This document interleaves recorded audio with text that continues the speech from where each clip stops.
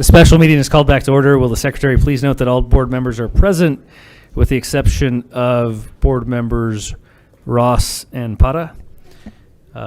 Is there a motion to adjourn the executive session? So moved. Is there a second?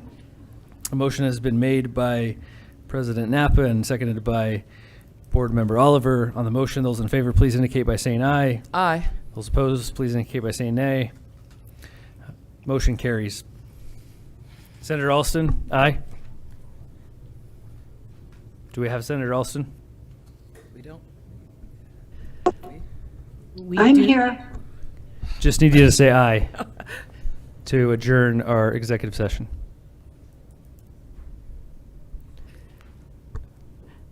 Senator Alston, can you say aye to indicate Yes, your I can. approval? Aye. Thank you. Thank you. Thank you. Motion carries. The next motion is item 3C, motion to instruct the designated representatives of the public body regarding matters discussed in executive session as necessary. Is there a motion to affirm instructions given to representatives of the public body in executive session? So moved. Is there a second? Second. A motion has been made by President Napa and seconded by Board Member Oliver. Is there any discussion? On the motion, those in favor, please indicate by saying aye. Aye. Senator Alston? Aye. Thank you. Motion carries. The next item is item 3D, motion to adjourn the special meeting. Is there a motion to adjourn the special meeting? So moved. Second. Okay, a motion to adjourn has been made by President Napa and seconded by Board Member Oliver. On the motion, those in favor, please indicate by saying aye. Aye. Aye. Motion carries. We are adjourned. The regular meeting is called to order. Will the secretary please note that all board members are present with the exception of board member Para and board member Ross. Please note that today's meeting is being live streamed. Also, please note that we have Spanish interpreting services available at the back of the room. Si necesita intérprete en español, favor de mirar a nuestro intérprete que se encuentra a un lado del cuarto. Gracias. We will stand as Clerk Marquez leads us in the Pledge of Allegiance, and please remain standing while a moment of silence is observed.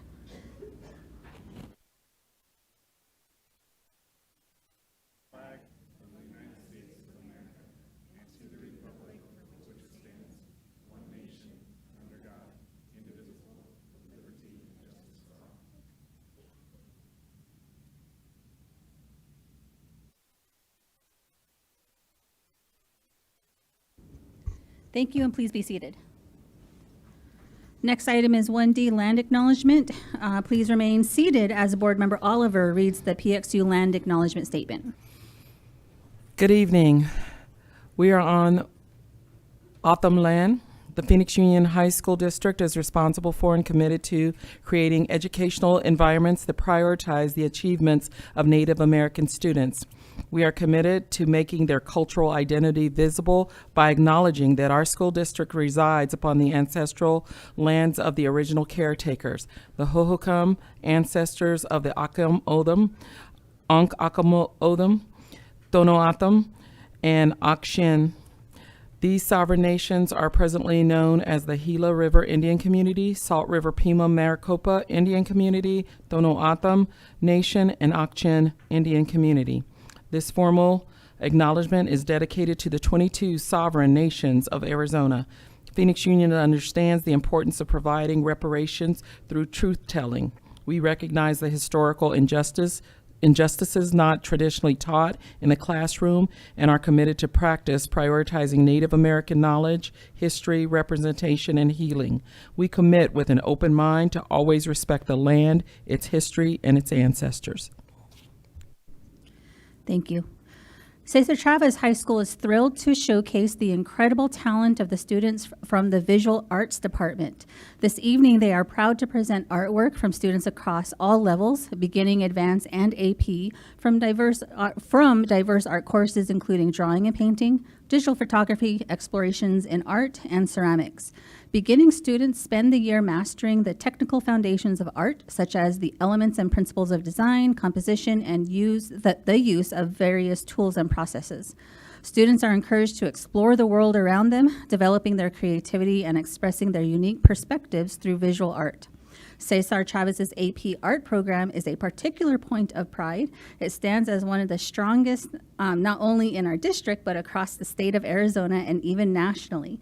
With remarkable 100% pass rate, such a testament which is a testament to the hard work and dedication of both of our students and educators.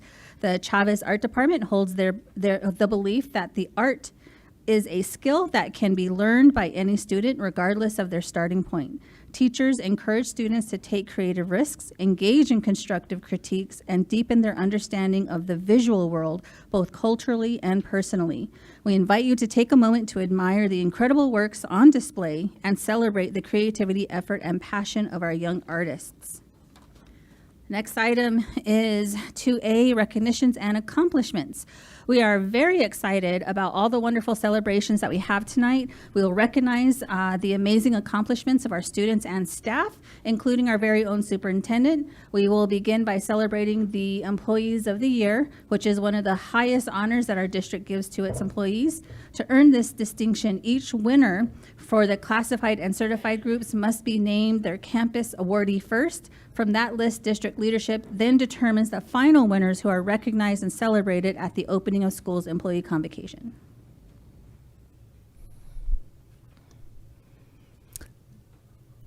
All right.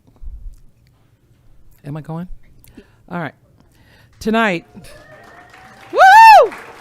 Come through!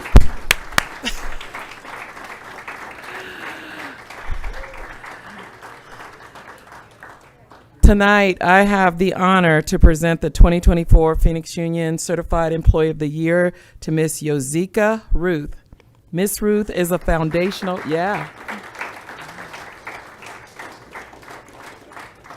She is a foundational human in this team at the academies at South Mountain. Woohoo! Go Jaguars.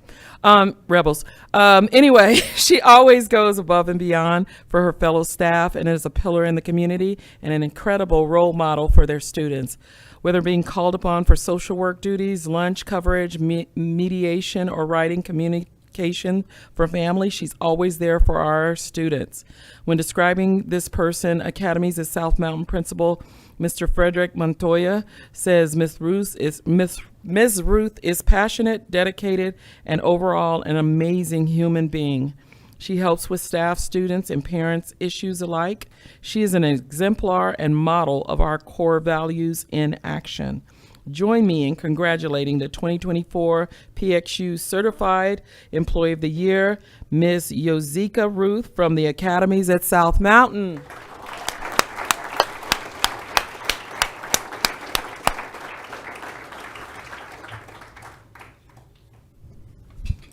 Clerk Marquez. Okay. The 2024 PXU Administrator of the Year is Dr. Timothy Gooding, Principal at Desiderata.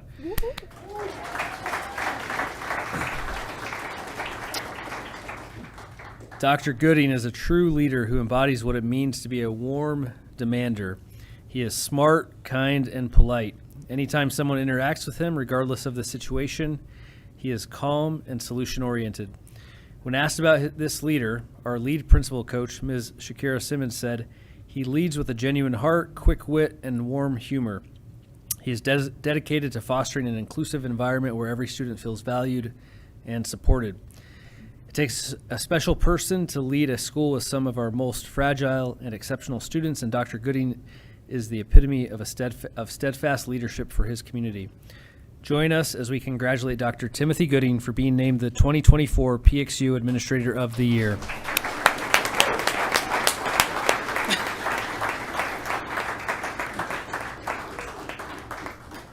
And last but certainly not least, as you know, during this portion of the meeting, my fellow board members and I usually share some information about the awards being provided. However, for this last award, we had a student who was adamant about sharing their words about his next awardee, so we decided to make an exception. Please join me in welcoming Mr. Jamal Abdi to the podium to share about an award to be given to our superintendent, Ms. Thea Andrade from our Black Student Union.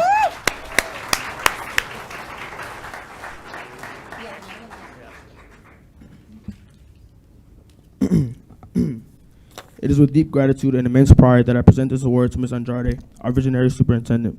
This award is a symbol of our heartfelt appreciation for her tireless dedication to fostering an environment where every student, regardless of their background, feels valued and empowered. As the first superintendent to ever join us at a BSU event, Ms. Andrade has set a powerful precedent demonstrating her unwavering commitment to our mission of equity and representation. Her transformative leadership has not only enriched our schools, but has also ignited a sense of belonging and purpose among countless students. This award is important because it recognizes the profound impact she has had on our community, ensuring that our voices are heard and our contributions are celebrated. Thank you, Ms. Andrade, for your relentless advocacy, your inspiring leadership, and your genuine belief in the potential of every student. Your work has made a lasting difference, and we are incredibly fortunate to have you guiding our schools.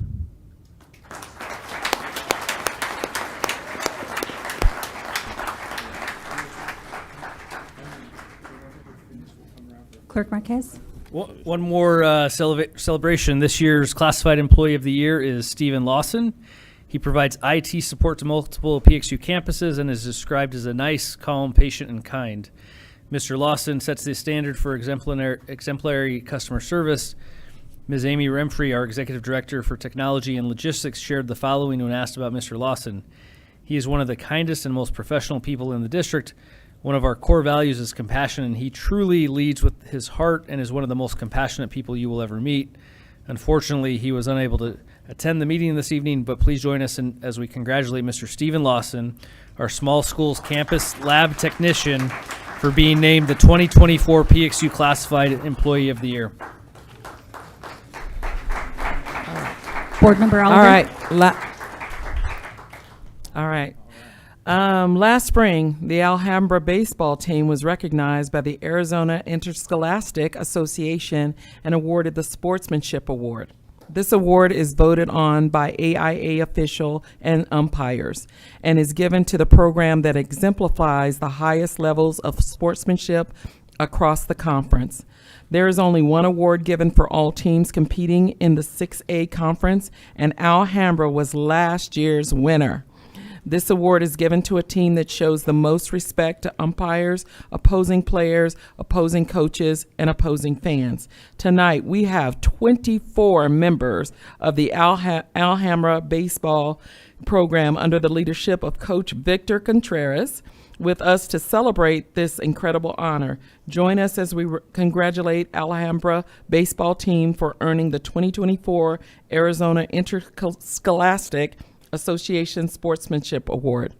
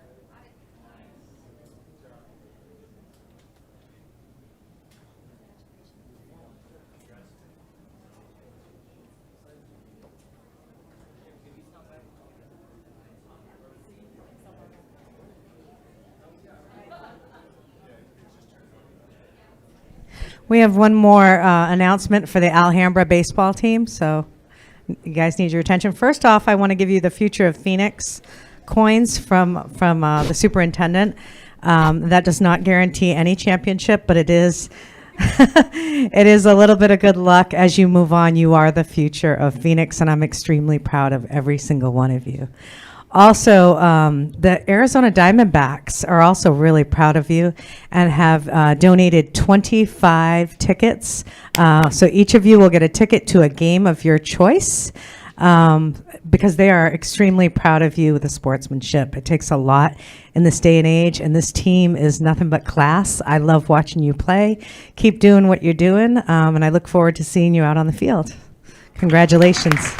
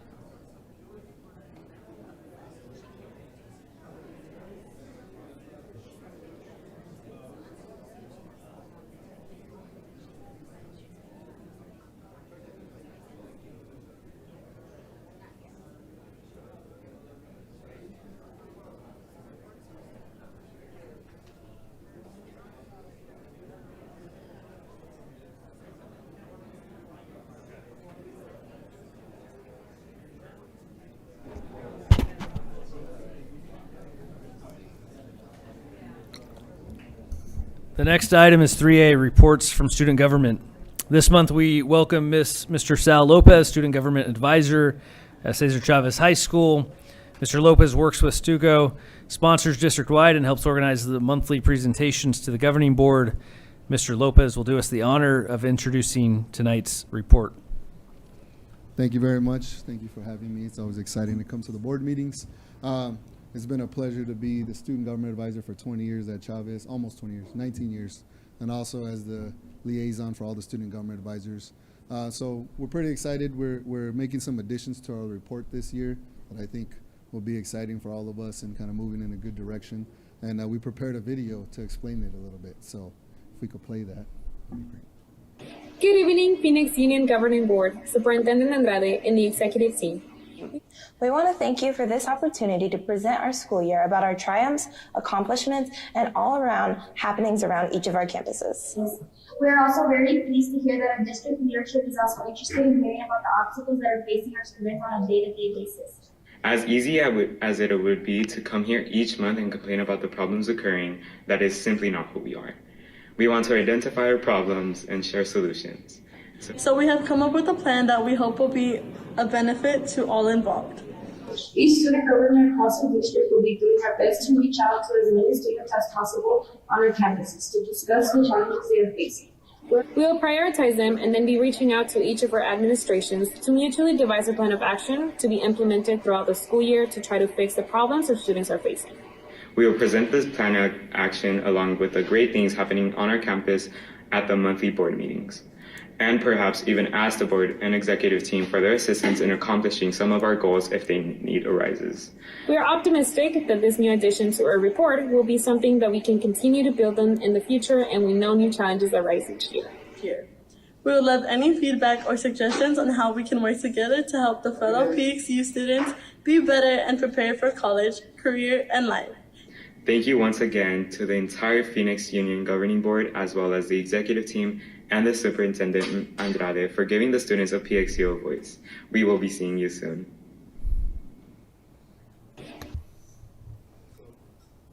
We begin presenting our reports. So we're trying to give them some time to be able to meet with their administrative teams and start discussing some of these plans of action that we want to implement and put in place. So next month we'll be here starting up our reports, and like the video said, we will see you soon. President Napa, thank you so much. That is amazing what you're doing with the students, and I want you to tell each and every one of them and all the students that we appreciate them not only coming to us and telling us the things we need to address, but also giving us suggestions, because that's the only way that we're going to help make their campuses better for them. So tell them thank you. Absolutely, I will. Thank you very much. You guys have a good evening. Thank you.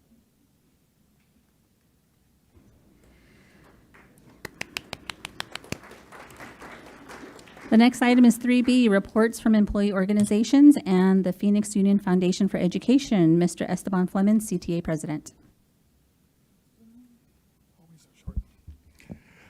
Good evening, President Napa, Superintendent Andrade, governing board members, community, and staff in attendance here and virtually. I'm Esteban Fleming, CTA President, stand in front of you to represent our 1,000 certified educators in PXU. I'm happy to be here in some air conditioning, even though it was 110 today, sort of over the triple digits going into September. So I guess first I wanted to start off, it's always a hard week to come in when there's a tragedy. And so I just like to take a moment of silence to recognize the lives lost in Georgia, the unfortunate school shooting. And I think it really drives home just some of the conversations that we've had over the years about safety and what does it really mean to be safe. I think particularly if you've read the reports about the young man's home life situation that committed the tragedy, and some of the resources that he did not have that we do provide to our students. I think it's really something that we should be respectful and honor that we do have those opportunities. But I do also think it wants to ensure that sort of the response time that was there that did save those other students' lives and ensure that the situation came to a close as quickly as possible is something we should also always keep in mind as we move forward through with our decisions, just to really keep the safety of our students, staff, and community at the forefront as we just move through the year. It's unfortunate that we have years where there'll probably be another one this year.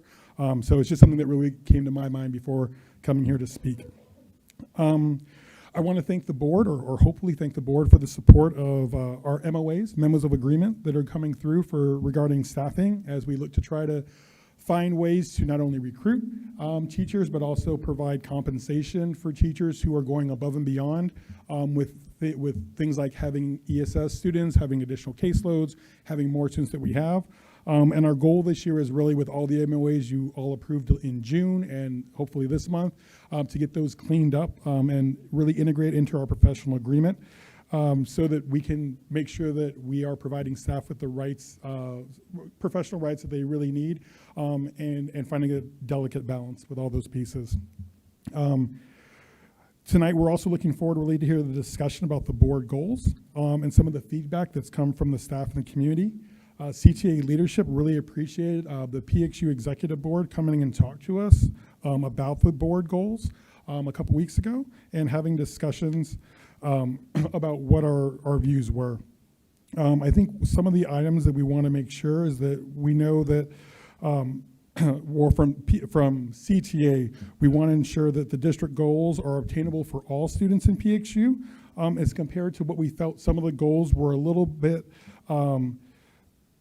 they didn't represent all post-secondary paths that we offer in the district, and not every student was going to really match the model that was set.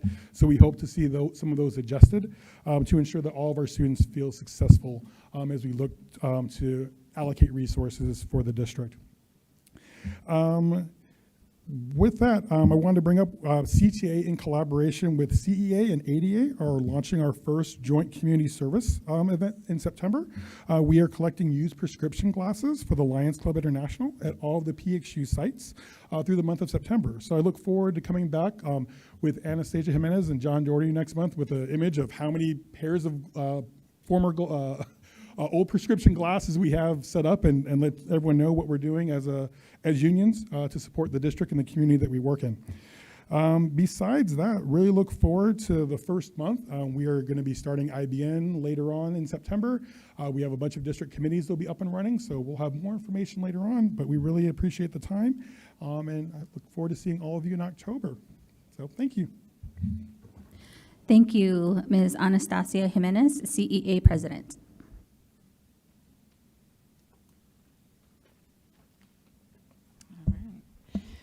Good evening, President Napa, Superintendent Andrade, governing board members, and the PXU community.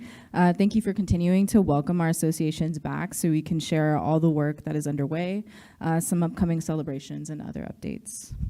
The first item I'd like to uplift is the governing board's proposed goals and the work being behind engaging all PXU stakeholders. So at our last Council of Representatives meeting, we had the opportunity to review, discuss, and offer feedback to Dr. Althea Allen and Mr. Adrian Dalba in an engaging way. So thank you for allowing them to do the work, and thank you to both Dr. Allen and Mr. Dalba for all your time, your commitment, and efforts as you craft to those board goals that speak to the PXU community. Our next Council of Representatives and Executive Board meeting will be held on September 19th. It's a Thursday, and a location is to be announced. But I am announcing it, the save the date here publicly for our members at home watching and in the room. It is our annual general membership meeting where we welcome all members to engage with your elected leaders on the local and state level, and perhaps even PXU district level leaders. So we are sending out communications electronically to our members as details are being released, but more invites will be sent out to our special guests as we close in on further details. Another exciting announcement CEA is currently working on or would like to announce is that we're bringing back our CEA picnic. But this time it's with a rodeo show. So it'll be held on December 7th at Corona Ranch in Laveen. We'll have games, raffles, food, fun, and other community partnership booths, and a Western style picnic. So ticket sales will begin next month along with further details. And I'd like to give a special shout out to the ADA and the CTA for their collaboration this year. CTA has been the lead organizer in our most recent community service activity, which you just heard about, which involves the collecting of used glasses for the Lions Club International. So collection boxes have been distributed district-wide on campuses and even at DSF, our district support facility, throughout the month of September. So thank you to the CTA and for ADA for the combined commitments to our community and beyond. And we look forward to future events and celebrations. Recently, I visited DSF and Fairfax to meet with staff, share information, and engage with the campus. So thank you to both sites for allowing me the time and space to service our staff. I'll be visiting all sites throughout the first semester to support and ensure ESP visibility and collaboration. So for this too, I look forward to meeting new staff, speaking with administrators, discussing trends and challenges, and uplifting the voices of our ESPs. I'd also like to give a shout out and thank you to our safety division, our administrators, Mr. Pierce, Ms. Jimenez, Ms. Diaz, our DSSs, Mr. Sam Vezi, Ms. Lopez, our district lead nurse, Ms. Naomi Rivera, and our safety communication specialist, Ms. Lupita Corral, Ms. Canas, and all those involved in this past week's safety protocols, drills, PD sessions, and campus emergencies. I noticed we had a busy week, and this past summer didn't slow down either. So thank you all for your hard work and dedication to keeping our students, families, staff, and community safe. And lastly, I'd like to thank our Student and Family Services Division for their support to our students. Entering a new school year is tough, especially when we are reminded and faced with tragedies and atrocities such as the Georgia school shootings. So I'd like to thank the division for their commitment to student welfare and success. And with that, I'd like to take a moment of silence to honor the lost lives of students at Appalachian High School and those we have lost and continue to lose to gun violence in our public schools each year.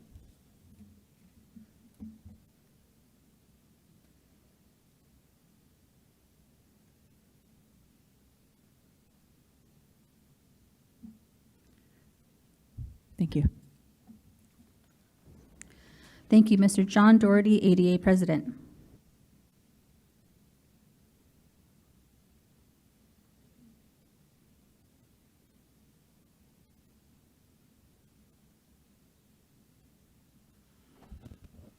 Good evening, President Napa, members of the board, Superintendent Andrade, executive team, and Phoenix Union community.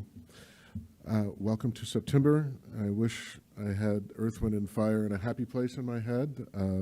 I will start off as well with an acknowledgement of the tragedy in Georgia, and thank you for that moment of silence. It's a reminder that safety is always top of mind for every educator, every day.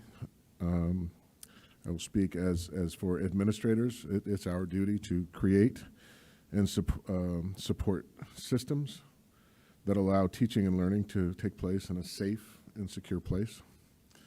And just encourage all of us to please remember that this is always one of the top concerns, if not the top, of all administrators, all educators, of providing these safe spaces for us to learn, and we can do more and we can do better. Thank you for the new system coming in with the bars in the classrooms. That's an amazing opportunity. It gives me a sense of comfort. I never had on my bingo card that on my cell phone I would know when every school in this district is going on lockdown or a drill or if they're all clear. So what a great move in that direction for us, and we look forward to getting to know that system better. Thank you to CTA and CEA allowing us to join in the eyeglass collection effort. We look forward to collecting many eyeglass frames and donating them to the Lions International. To the goals, after much reflection and time, first of all, thank you for the opportunity for having those listening sessions. I hope lots of information was gained from like multiple lenses. I was at the one that we hosted at Maryville, and there was amazing comments there, and I was really happy to see the turnout that we had. So I hope that you got great information from that can help inform our decisions. What I would ask to be considered is that, given the time of the year where we're at, we're already started, the ball is rolling.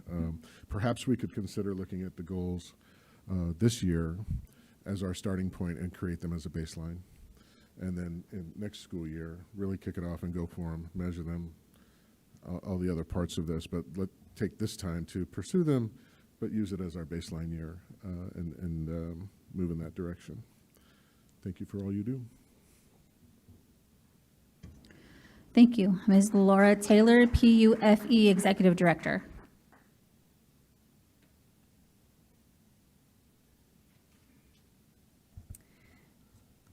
Good evening, President Napa, members of the board, Superintendent Andrade. We started off in July as a board doing our strategic planning retreat, and we were able to have Superintendent Andrade visit us and spend some time, so we really understand the priorities for the school district. That was really great to have her there. We kicked off the new school year by being present at the new teacher event held at Fairfax, where we promoted Invest in the Best scholarships, which are funded by PXU educators. Next, we went bowling. A good time was had by all at our third annual Invest in the Best Bowl-a-thon. Teachers, principals, administration, PUFE board, and sponsors came out to bowl and celebrate PXU educators. This year, we added a sock drive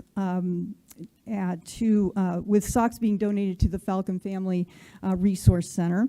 Our goal is 1,000 pairs of socks by the end of the first quarter. The bowling event got us halfway there, so a lot of socks were collected at this event. If you'd like to donate to this cause, please see Dr. Coleman or me, and we'll be happy to deliver those socks. Now, everyone was a winner that day, of course, but taking home first place for their bowling skills goes to Alhambra. The second place is Chavez Champions. And going all out to reclaim the most spirited from our inaugural event is Trevor Brown. They brought a DJ to the event. Oh my God. All right. It's time for educators to submit mini grant applications. The application is now open, and we are accepting applications through October 1st. Recipients will be announced before the end of October. The scholarship application will open here early this month. So this is an extensive process, and as always, we would like every graduating senior to complete the application.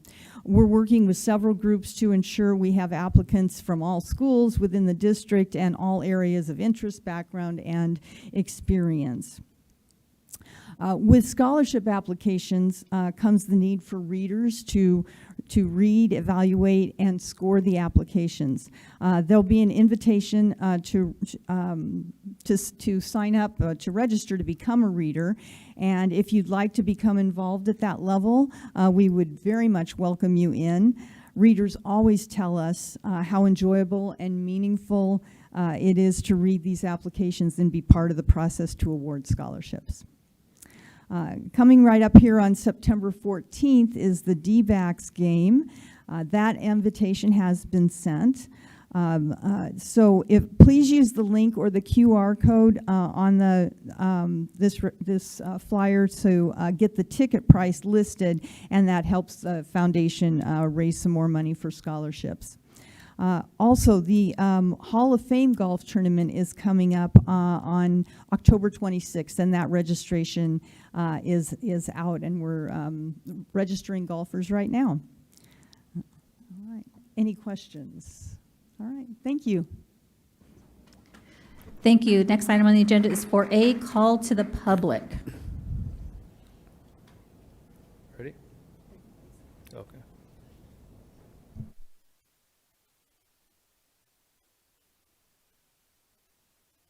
According to para evitar dificultades con los servicios de internet,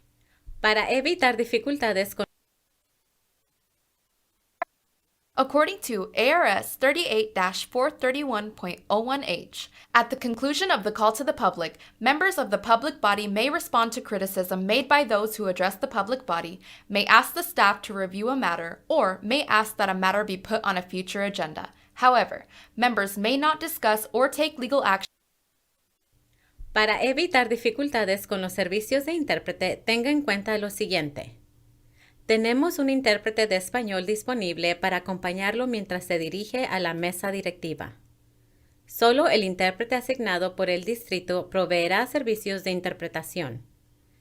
Si tiene un mensaje en papel o electrónicamente, le pedimos que lo ponga a disposición del intérprete.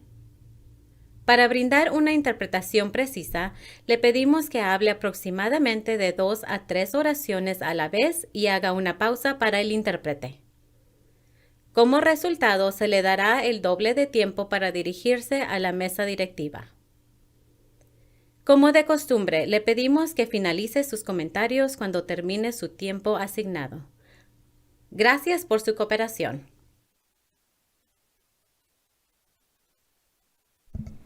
Presentations tonight are limited to a maximum of 2 minutes. Tonight we have the option for members of the public to participate in person and virtually. We'll start with our members in person. First up is Kyle Ruiz. Is Kyle Ruiz here? Coming? Okay. Please state your name, indicate the agenda item or topic you wish to speak about, and limit your presentation to 2 minutes. Okay, thank you. Good evening. My name is Kyle, and I'm a junior at Maryville High School, and I'm a youth board ed activist. I wanted to bring up the topic of our school lunches. Our school lunches have been getting new food options. Like, I've seen hot wings be added as a special, and while I recognize that there have also been fruits like cantaloupe be added as a side, the normal for us is very undesirable food options. The pizza is really greasy, and honestly, it tastes like hot wings, which I don't know how that happens. And the burgers are poorly heated up, and most foods we're given are heavily processed, or it feels that way most times. It doesn't feel like our vegetables or fruits are distributed with effort. We don't get much of a variety, or much of them at all. If we get strawberries, we only get 3 per student, and they're really small too. We get bagged craisins most days, and applesauce and frozen berries sometimes. I would like to see more nutritional lunches and fresh fruits and vegetables for lunch. Sometimes the school lunch is all a student can get that day. And I want to just say how important it is to have a nice, refreshing lunch, especially with all the stress we're given as students at school. And I'm asking you all to acknowledge the quality of our school lunches today and take action by bringing us better school lunches and continue to invest in student wellness. And after such a long day of academic disencouragement and disappointment, a dull meal like what we're given can feel like a slap to the face. Thank you all so much and have a good day. Thank you. Madam President, can we ask the superintendent to look into that comment? Next up, Stephanie Gonzalez, followed by Rebecca Reimers.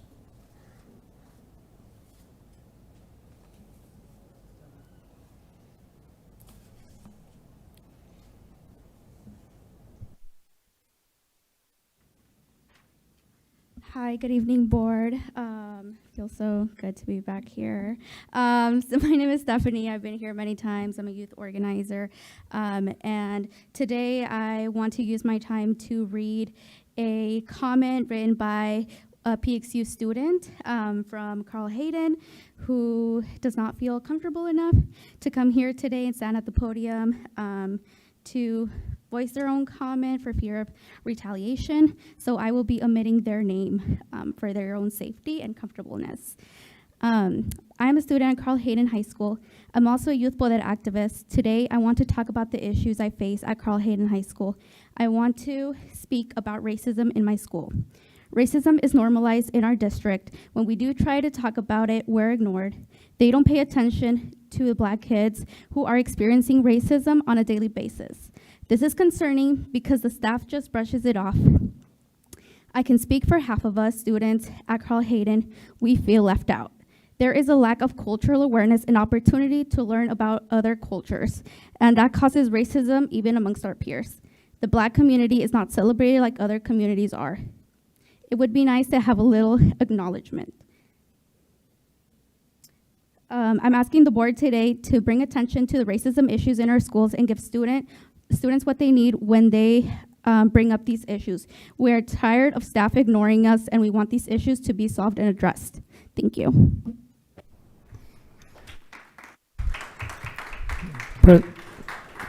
President Napa, Superintendent, can we get on that campus and do a survey and find out what's going on and maybe have a forum with the Black students so that they can speak freely and without fear of retaliation and in safety? Absolutely. Thank you. Next up will be followed by Rebecca Reimers and online with Michael Buster.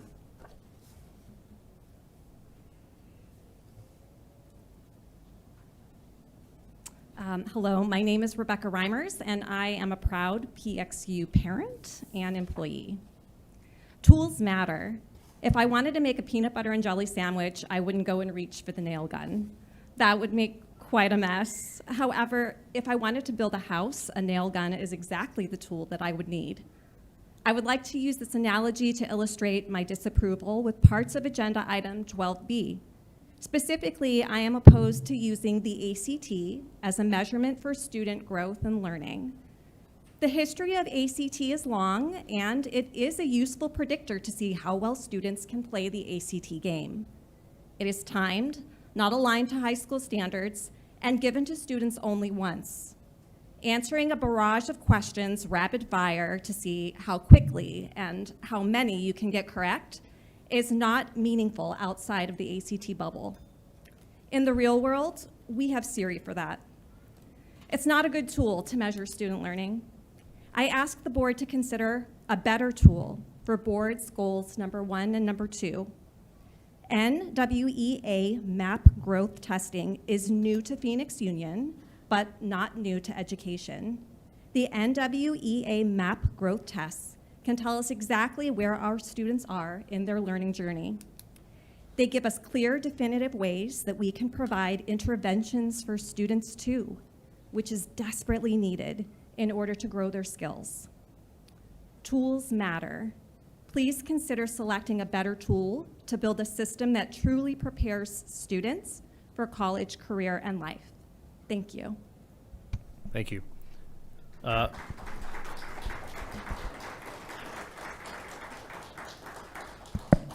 Michael Buster, are you online?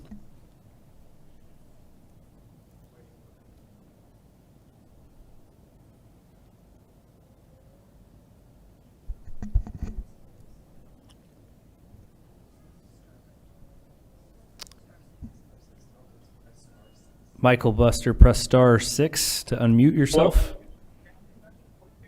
Can you all hear me now? Yep, go ahead. Your 2 minute starts now. Terrific. Just have really good news.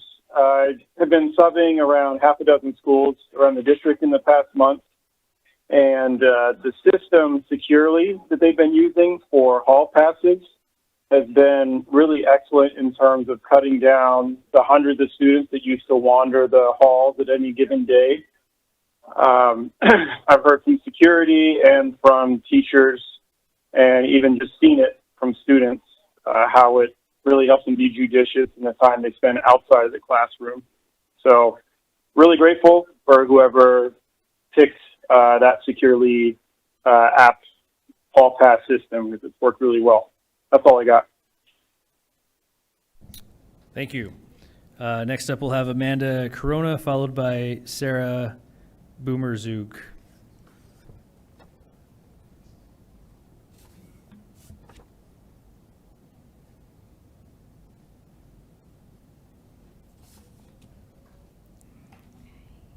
Good evening, Superintendent Andrade and governing board members and community. My name is Amanda Corona, and I'm a teacher here at the district at Cesar Chavez High School. Woo, go Champions. First and foremost, I am asking the board to please look into the matter of the professional agreement not being accessible. In its current state, the document is not easily searchable as it has been in the past online. Now, I know this seems like such a small and insignificant detail, but to many staff over the past year, it has become a large hassle. Here is all 130 plus pages of the PA. And sometimes when I get home from work, I feel completely energized and renewed by the incredible students and staff at Chavez. But sometimes I am completely exhausted, like many of us, and knowing I frequently need to crack into this for looking into a matter or a question sometimes feels like the last straw, page by page. I know we have some smart and highly capable district staff that can convert this document to be searchable as it once was. So I'm asking you to look into this matter for PXU staff. If a student came up to me with a question, I would never hand them a packet this large and say, go ahead, take a look, it's in there somewhere. So please take the time to look into this very small and manageable matter on behalf of PXU staff.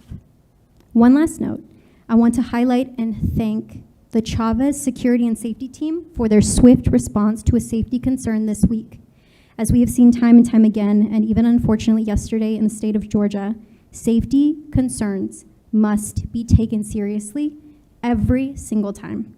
Thank you for the work you do You make me feel safe working at Chavez. Thank you, thank you, thank you, safety team. I cannot thank you enough. Thank you, everyone.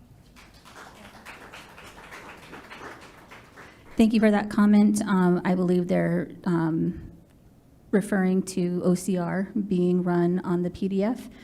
That's also important. That should be a standard for all of our documents that are posted publicly, not just for searchability, but for accessibility, because PDF readers can read back that OCR to people who are visually impaired. And honestly, I use that a lot too because I process better audibly. We will get on that. Thank you. And please start with the marks and grading manual. It's not OCR'd. Next up, Sarah Boomerzug, followed by Jacob Greenberg and Freddie Millara.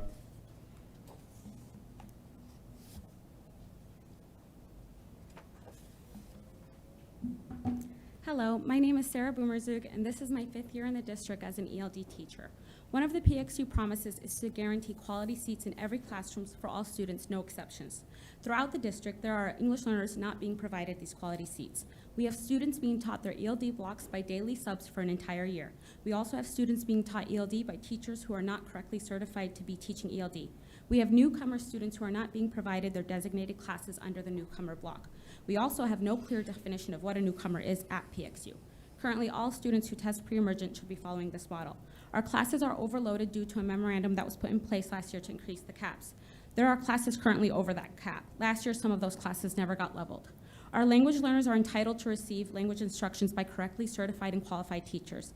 They are entitled to have a steady schedule, not one that keeps changing as we scramble to level classes or find teachers to take over the classes. They are also entitled to have equal opportunities in education as their non-EL peers. Did you know we have language learners who are currently not enrolled in a math class? How are we ensuring equity like this? A student needs 4 years of math to graduate high school. I currently have 8 students on my rosters that are not scheduled for math. One of those students didn't have a math class last year either. At the end of this school year, she will be 2 years behind in math. Another student is a junior, and she passed her freshman and sophomore years with B's and C's in math.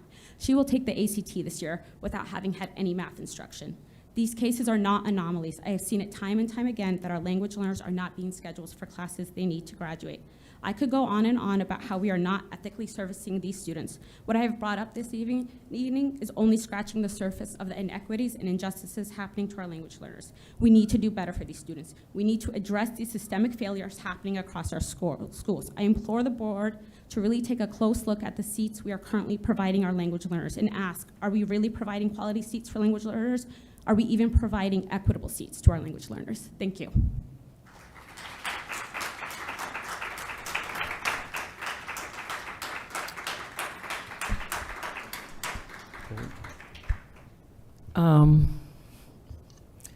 President Napa, Superintendent, can we work with our language learners and make sure that we're giving them the resources that they need? Specifically, it's really disturbing that we have even one student that is 2 years behind in math, and come up with a plan on how we're going to catch these students up. Okay, and let us know, the board know, when it's done. Noted, it'll be in a report. Thank you. Okay, next up, Jacob Greenberg and Freddie Millara, followed by Malik Abdullah.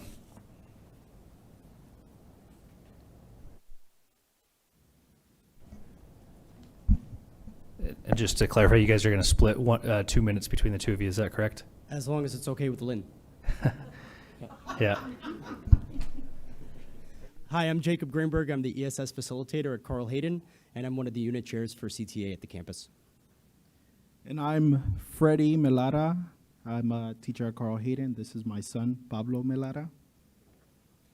We're here tonight to introduce the topic of paid parental leave in Phoenix Union, as well as to continue the conversation about the cost of dependent health insurance. We believe that it is now imperative that the district invest in the working families that make a great education possible for our students in Phoenix Union. Historically, Phoenix Union has been known for providing great academic instruction and true community services to students from around our city. Phoenix Union has also long been considered a great employer with high salaries, strong working conditions, and the best benefits available at the best price. In the past year, our district has talked about reaching for achievement while keeping supports in a way that's very encouraging. Both here and on our campus, we've heard the discussion around strategies and interventions to help our students. We feel that an essential and maybe under-discussed part of this topic is teacher recruitment and staff retention. We believe that there is more the district can do to continue to make Phoenix Union a competitive employer and to attract and keep the best teachers in the state. Last week, Tucson reached an agreement to become the third and largest district so far in Arizona to offer paid parental leave. Their agreement, yet to be formally adopted, includes 12 weeks of paid leave for new parents. Tucson joined our neighbors, Tolleson Unified, as well as local Tempe Elementary in offering this benefit. We also believe from these examples that it is possible to offer this benefit without decreasing health care benefits and to even keep the present subsidies for dependent health care that is currently offered without an increase next year. We look forward to future discussions and we appreciate the time tonight. Thank you.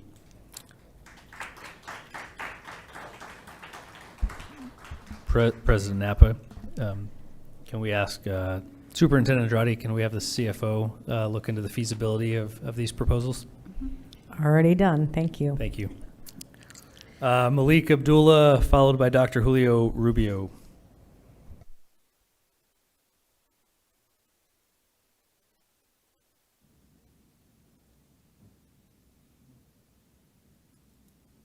Good evening to the board and everyone. My concern is safety at the South Mountain High School, the traffic concern, because I know as a grandfather, and I also had about 4 children graduate from South Mountain High School, and I realized the population have just sprawled, something horrific. But if the officials here in this room, as well as at South, can kind of partnership with the Phoenix Police in helping with traffic control when the children are brought to school, and afterwards, if you could come up with a strategy that help preserve lives, because they have a little space to go into the school and come out. And I'm sure those of you who travel to the schools and witnesses, this is a big concern.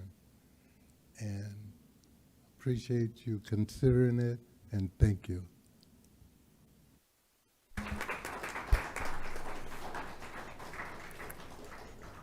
Dr. Julio Rubio, followed by Lillian Owen.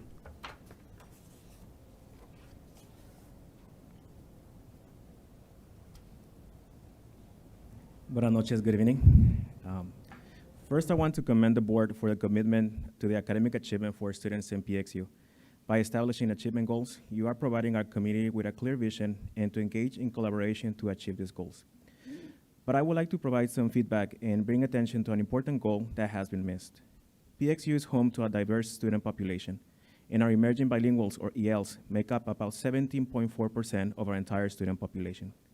In campuses such as Carl-Hayden, that percentage is about 35% of our ELs. Graduation rate for ELs is at about 50%, and their academic achievement in the ACT is lower than any other group. We cannot establish academic goals in PXU without focusing in our ELs as well. For this reason, I urge the board to consider adding a goal that supports the academic achievement of our emerging bilinguals. We must not only celebrate our students' cultural and linguistic assets, but we must also support their academic achievement. I also want to invite the board to our Noche de Orgullo Latino on September 25th in celebration of Hispanic Heritage Month. We'll have our ballet folklorico, student performances, art, and much more, and we'd like to see you in attendance. Gracias. Thank you. Lillian Owen. Clerk Marquez, before Ms. Owen speaks. Can we add to the agenda to not only look into this, but get some data on the schools that have ELLs, the populations, and then also add this to our list of future board goals.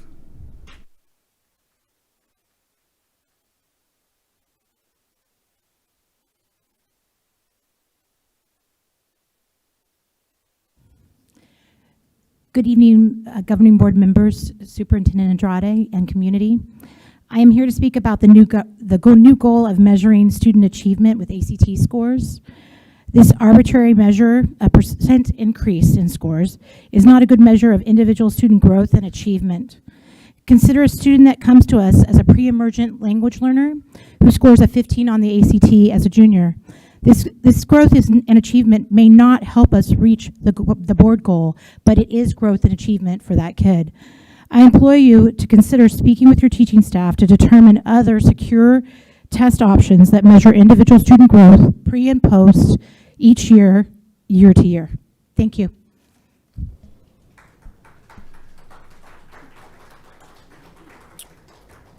That concludes public comment.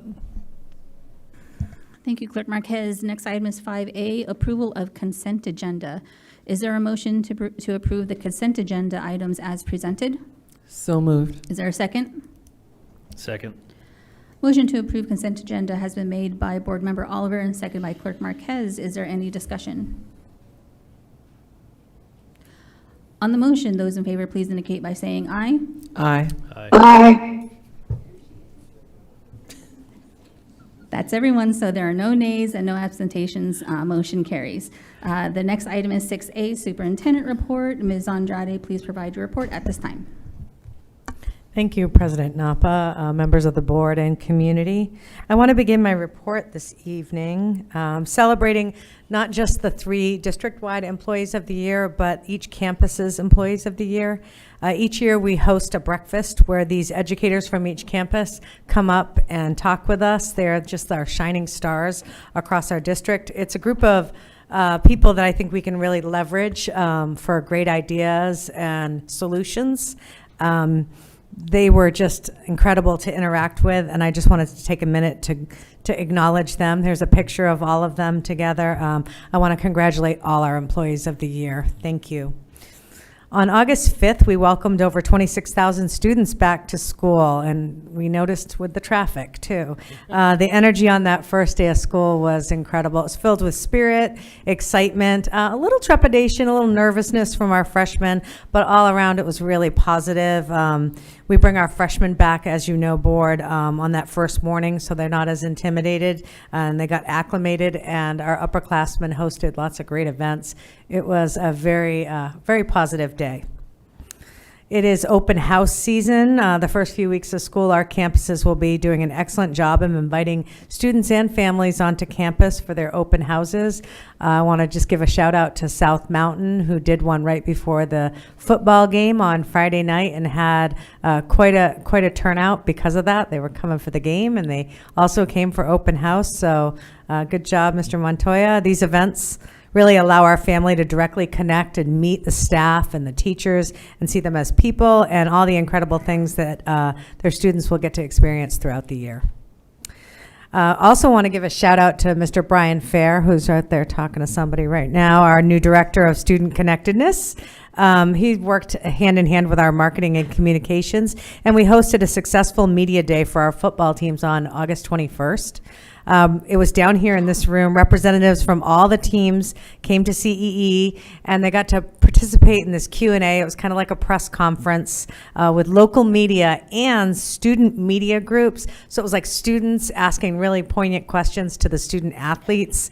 And it was just really cool to see. They felt very grown up to me. And this is, again, just the beginning of this event. I'd really like to expand this and offer more sports and more students the same opportunity to shine. Keeping in our celebrations on the field, this year CW7's morning show highlighted the fall sports program at Trevor Brown High School. They interviewed students from badminton, golf, football, volleyball, cross country, and flag football, making them all feel like rock stars. Also want to give a special shout out to last Thursday night's Thursday Night Lights. Trevor Brown, we are proud of you. You gave a fight right to the last minute. Our next celebration really comes from some of our Alhambra alum. If you've watched any national soccer recently, you may recognize the goalkeeper of the Mexican women's national soccer team, Estefany Barreras. And if you don't know, our very own Daniel Avidia was drafted by the Chicago Cubs. Congratulations to both of these remarkable athletes. That's Alhambra baseball right there. They are a shining example of the fantastic alum from Phoenix Union. This year, baseball players from 11 Phoenix Union schools participated in the Diamondbacks RBI team. Over the summer, these students traveled to Seattle to compete in a tournament. In addition, we had some of our incredible softball athletes compete on the first ever Diamondbacks RBI softball team. This team went 8-2 over the summer and made us all very proud. Next, I do want to take a minute to celebrate the progress we're making in food service along with our partners, SFE, to try and provide new and exciting menu options for our students. As you know, and as you heard tonight, food is one of the most contentious topics on a campus, and we're aware of that. And our students deserve more and better. And so our teams are putting in the work to provide some options for our kids, delicious yet healthy options. Camelback and Maryville recently hosted the Flavor Fest events to allow students to choose from several potential menu items and provide feedback on which foods they liked best. And I look forward to bringing more updates on the outdoor eating and the menu options and the expansion. We can do better. In late August, I was honored to speak at and attend the first ever Franklin Police and Fire High School dinner and student orientation. I was joined by President Napa, Chief Allen, and Principal Lorenzo Cabrera. What a beautiful dinner at the Hall of Flame Museum. We celebrated everything that makes that Franklin school so special. Firefighters, mentors, dual enrollment. They were all there supporting and cheering on our Franklin students, staff, and families. Thank you. We're excited to share some scholastic accomplishments as well this evening. Maryville High School sophomore Brittany Cereceres recently won a national creative writing contest by responding to the prompt, "What does America mean to you?" In her piece, Brittany talks about her experience growing up Hispanic in America and all the opportunities that have been afforded to her living in our country, in her country. Great job, Brittany. Tonight, we're excited to share two incredible staff honors that were received by Carl Hayden educators.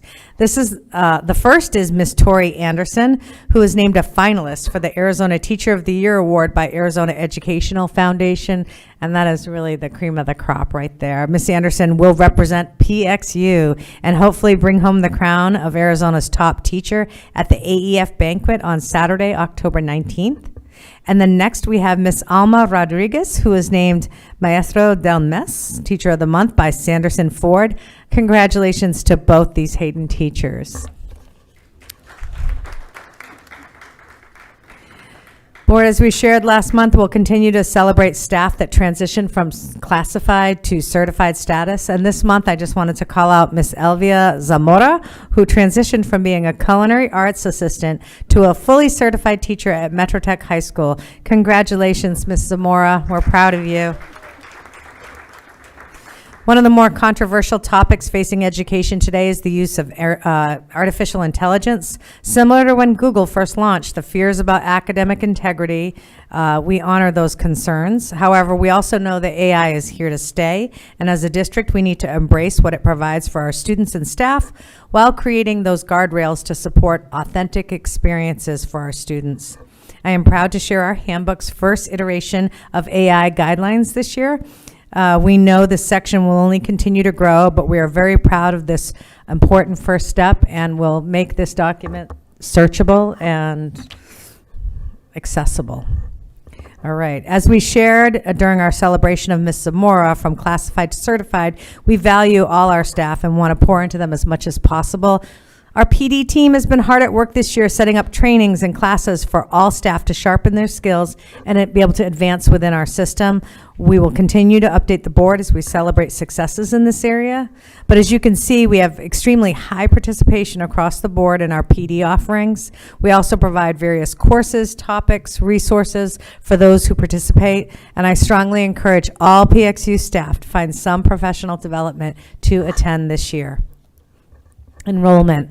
Our leadership team is closely monitoring enrollment. As you know, it's one of the pieces of the equation for one of the main pieces for financial stability in our district. And we're seeing more and more that our recent demographic study is coming to life. It's holding true to this multi-year decline in student enrollment. We continue to invest in our campuses and provide student retention events and incentives, marketing efforts. And we know that if our families knew everything we had to offer, we would be a top choice for their students. And we'll continue to bring these reports to you, board, and monitor this important topic. One other key indicator of student success is attendance. If students are in class, they have the opportunity to learn best. One of the board's goals this year centers around absenteeism, and I can say we are lockstep with the board on the importance of student attendance. Our Strive for Less Than 5 campaign encourages students to have no more than 5 absences per semester. We hope to show you the results from campus efforts to help remove barriers and help kids make it to class. Again, we look forward to more progress monitoring for you on this topic. I'm excited to share an update on our Student Bill of Rights. As you know, this was truly a collaborative undertaking with participation from over 10,000 PXU students. We're excited to share some of the highlights on this slide. I won't read them to you, but in marketing this important document at our school.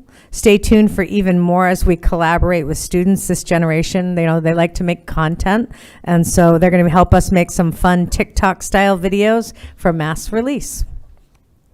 If you visit our district or school websites, you're going to see a button on the bottom right side of the page. This button allows students, staff, and community to provide confidential safety information to our campus and district teams. This product was born from our own students who advocated for more ways to confidentially report any concerns at a board meeting last year, you might recall, and I am proud that the team came together to deliver on this promise. September is Suicide Prevention Month. Suicide is a leading cause of death in our country, and we believe it's one of the most preventable. The information for Team Lifeline is on the back of every student ID in Phoenix Union.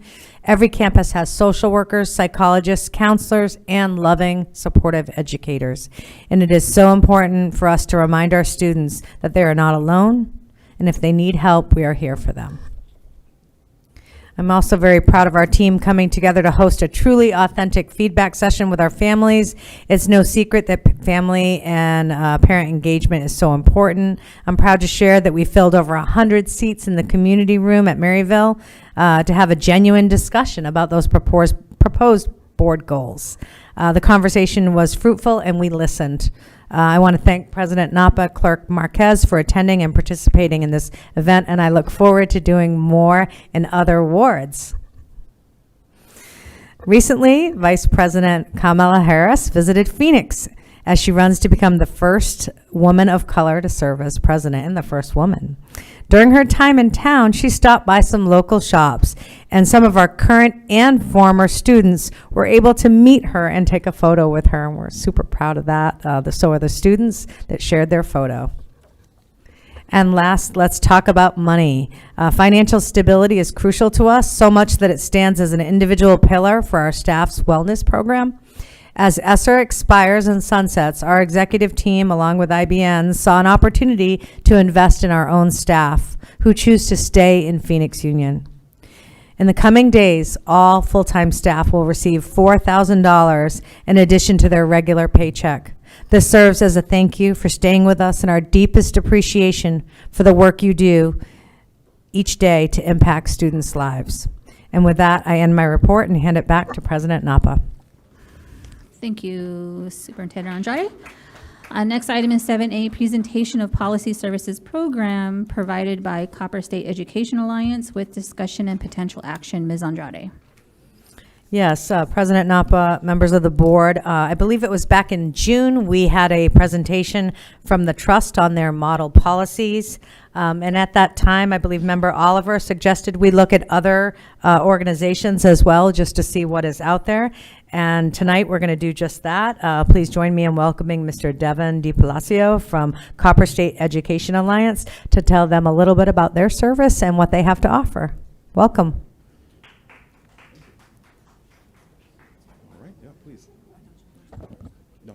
Thank you.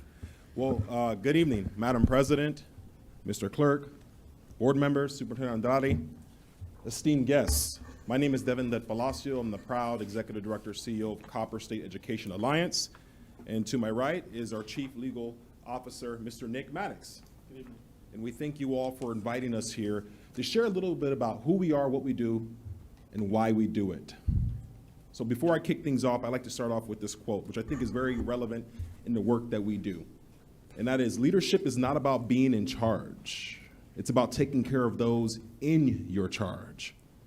Okay, I'm gonna say that again. Leadership's not about being in charge, it's about taking care of those in your charge. And as governing board members, our parents send our most precious assets to us every day, and that's their children, our students. And that great responsibility is not lost on any of us here at Copper, and we understand that we have the responsibility and really the power to make or break dreams. And at Copper State, we choose to uplift. We choose to uplift our leaders and empower you all to make the best decisions on behalf of the students that you all represent. And I can personally attest to this because I know what it's like to be in your seats as a governing board member in Tolleson Union. So I get it. It's a tough role, but it comes with a ton of responsibility, and it's our duty to uplift. With that being said, we're going to run through our mission vision, a little bit of analysis, and then we're going to go over our programs and services, and then what it looks like to integrate if you were to choose us, okay? First, I want to start out by saying we're a local nonprofit. We're a 501c3 based right here, right out of Phoenix. Matter of fact, our offices are just right down the street on Central and Osborne. So could have walked here, but we didn't. As you see, we have the suits on, so I wasn't trying to lose any weight tonight. But nonetheless, we're right next door. And our mission is simply to empower education leaders through comprehensive professional development, legal and policy resources to help advance student outcomes. That's what it's about. Giving you the tools you need through policies and legal and leadership development to help advance student outcomes. That's our focus. We're really not interested in the politics of the day. We're interested in helping you achieve your goals, empowering you all with the policy resources to go ahead and help our kids really achieve their fullest potential. And really our vision here is to be Arizona's leading network of education leaders, united in elevating the quality of public education for all students with the focus on accountability, diversity, and innovation. And the reason why I say that is because we're very unapologetic. We're very, very unapologetic on how we approach this work. We're not afraid to talk about equity. We're not afraid to talk about the challenges that are facing public education.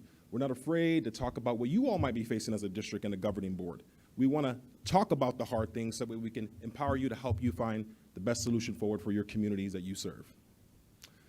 Now, we've done a competitive analysis, as Superintendent mentioned, that you all had the trust here, and I know there's another organization and maybe even a few more to offer this work. But again, our focus is on urban districts. We understand urban issues. And so really, it's not about a one-size approach. We're a very small organization. Currently, we are partnered with Creighton and the Cartwright Elementary School District. And so we understand that we're not going to be everyone's cup of tea, but that's okay. We don't strive to. We strive to serve the districts that are focused on doing the work, that are focused on truly affecting student outcomes, and that's what we're here for. So we're here to solve those really unique needs that exist in our urban core. Now, a little bit about our programs and services. Number one, it's leadership development. We know good governance is effective leadership. And when you have effective leadership at the top, it trickles down to the classroom. We all know this. And not only is that important for the classroom input, but it's important just in general as a leader and as our duty as caretakers of this district. So we harp on leadership development on several different governance models, whether it's student outcomes focus or empowered governance. We have access and relationships with experts in the field to help y'all move the needle forward. Second, government relations. Government relations is key, and some of you know that very well. We don't have too many friends down at the Capitol in public education, but there are several allies. And so it's our job to advocate effectively and to ensure that you're up to date on the latest on what's happening down at the Capitol, so that way we can ensure your needs, and really the needs of this alliance is met. Now, policy services. Policy services, the main point about the services we offer is that they're customized solutions. We come in with your team and we dive deep into your policies to ensure that they make sense to Phoenix Union. Not only that, but we have a very accessible and mobile-friendly platform. As a matter of fact, if you pull out your phones, you can look at it right now and just see how mobile-friendly it is. It's copperstarpolicy.org. It's copperstarpolicy.org. And it was so important to create a platform that's accessible and mobile and easy to read, easy to digest. We know policy manuals in some districts are 300 to 400 pages.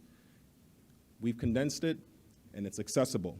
Not only can we house your policies, but we can also house other documents that you all might see fit that are important for your staff or public to access in, again, a mobile-friendly way. And then we also offer, of course, our legal services, which I'll let Nick step in here and talk a little bit about that. Yes, sir. Be happy to.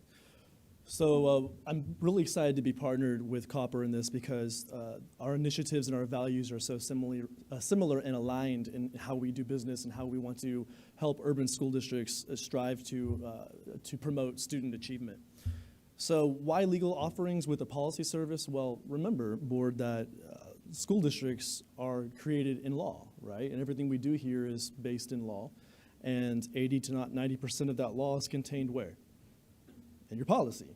So it makes a lot of sense to have a legal service with a policy service. They go really well together, like socks, shoes, coffee cups. Give me one more. Peanut butter jelly. Peanut butter jelly. I didn't prep him for that. So, and so that's why we offer a legal service. But the important thing is how we do law and our vision and how we execute on legal services. We offer a yes, how approach. So saying no as a lawyer is very easy. I can say it in a text, I can say it in an email, I can write a fancy 4-page memo saying no, and then I can close my book and sit back and wait for the next issue to come across my desk.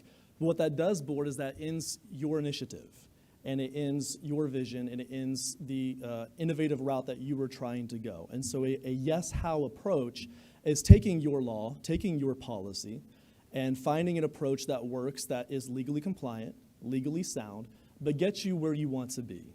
So it might not be the plane you envisioned. We might have to build you a boat, but we're going to get you where you want to be. That, in our vision, is the role of a lawyer with your policy services. It is not our job to stop your initiatives. It is our job to empower your initiatives.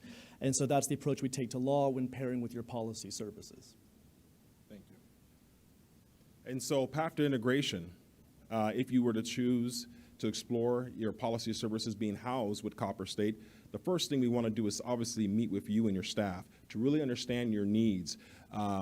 What are the focuses of your policies? What would you like to change? Is it discipline? Is it what?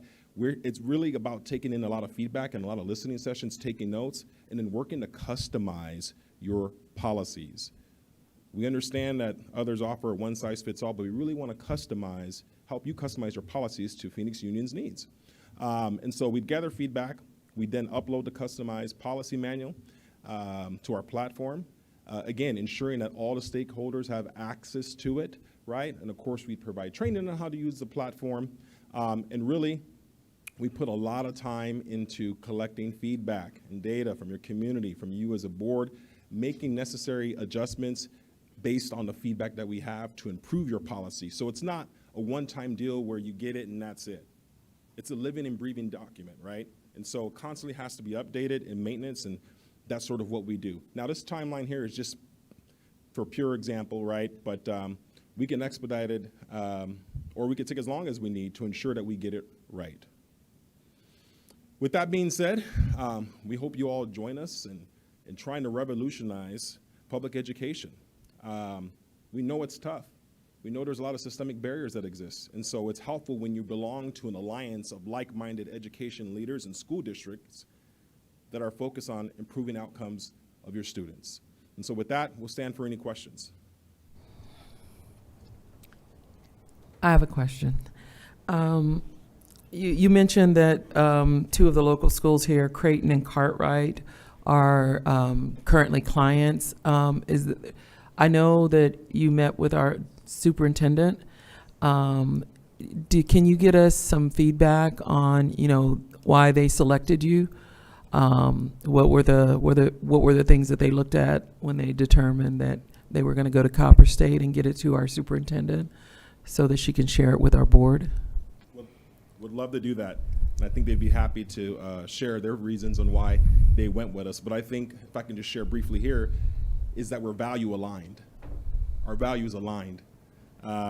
We do believe there's power in diversity. We believe in addressing these inequities that exist, and they saw us as a vehicle that can help them as they move forward with addressing these systemic barriers that could be holding back our students. And so they saw us as a like-minded resource that can work with them in a more customer-friendly way to provide custom solutions to their issues, specifically around policy.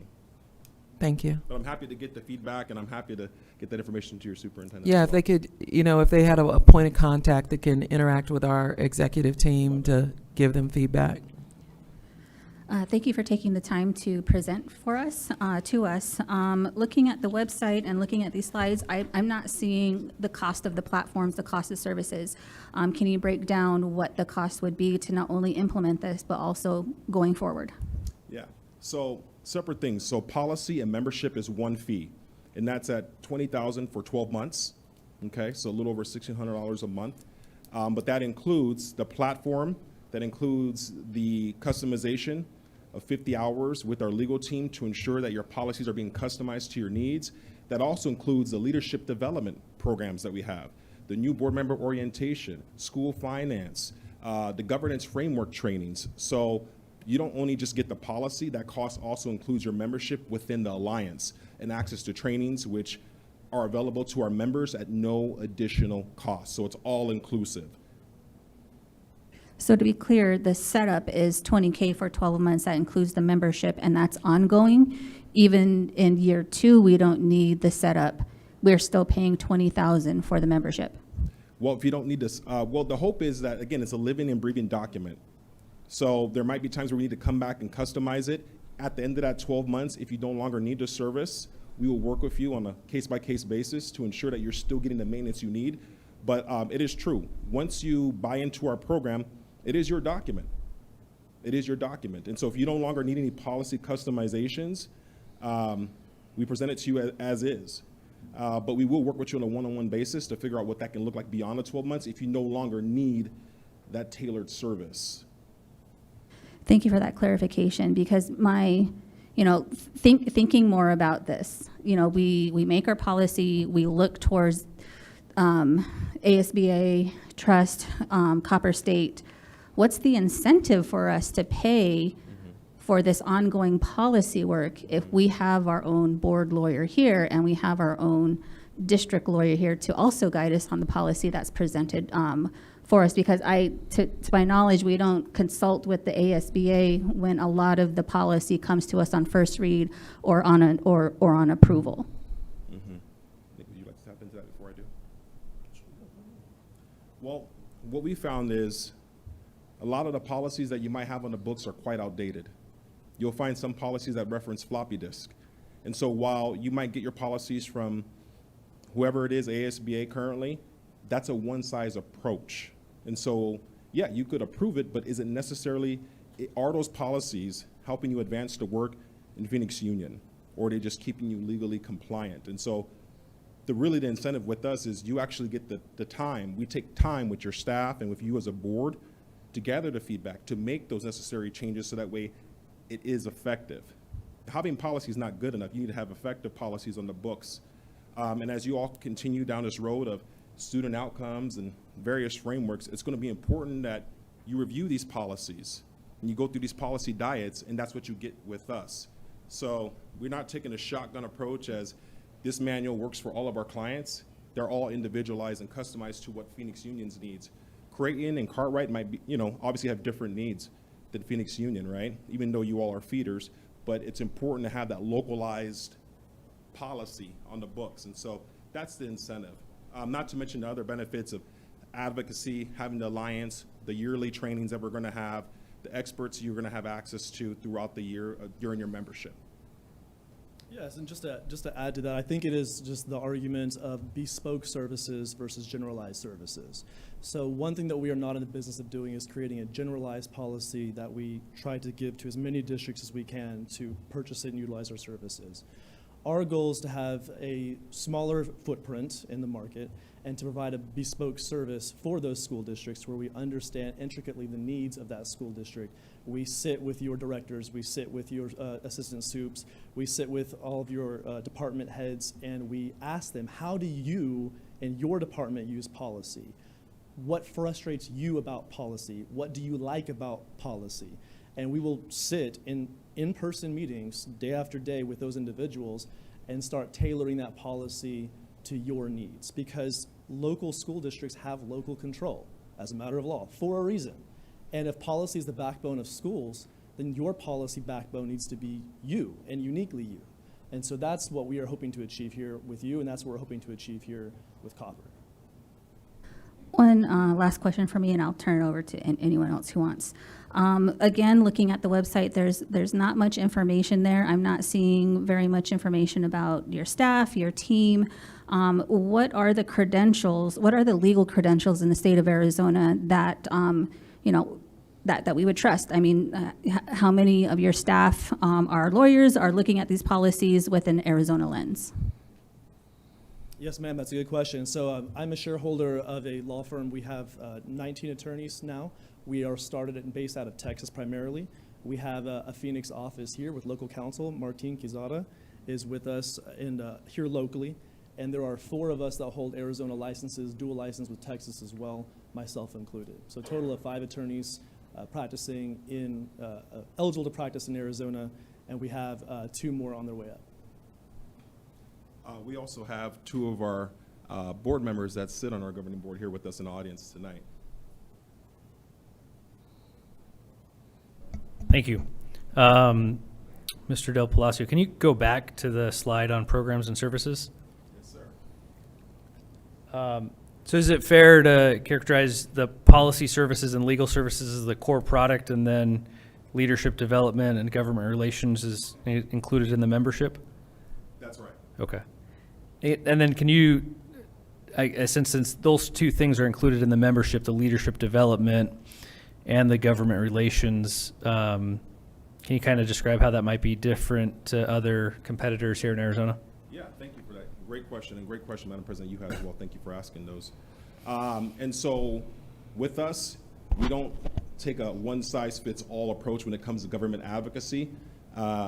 We partner with we have consultants that work on the government relations side that are well experienced on both sides of the aisle down at the Capitol. So the difference between us is that we don't have 200, 300 school districts to build one agenda on that might not necessarily align with Phoenix Union's priorities. We're actually going to go there and represent your individual priorities, whether it's Phoenix Union, Creighton, or Cartwright, when we're down at the Capitol. When I say we, that means our team that we've contracted with to do these advocacy services. So that's really the main difference, Mr. Clerk, is that you're not having one lobbyist go down there and shotgun one political agenda. We're talking about the issues that affect Phoenix Union, talking about the issues that affects Creighton and Cartwright while we're down there individually, and I think there's a big difference.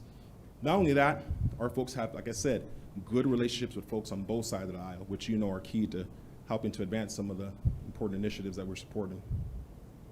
And then on the leadership development side of things, how do you think that differs? And on the leadership development side is, oftentimes with these large organizations, you have to pay somebody to come out and execute trainings. You have to pay to go to conferences. You have to pay for customized solutions. This is all included in your membership.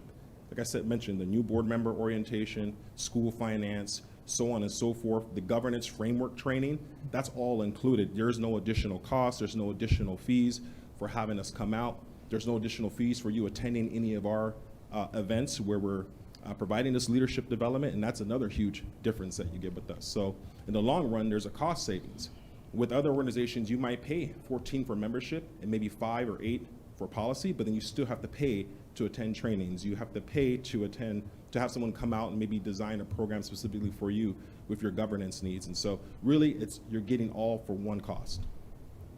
And there's not an a la carte option if we just wanted the policy or just the legal services? It's all one package? The legal services is an a la carte, so we are open to discussing that as well with you.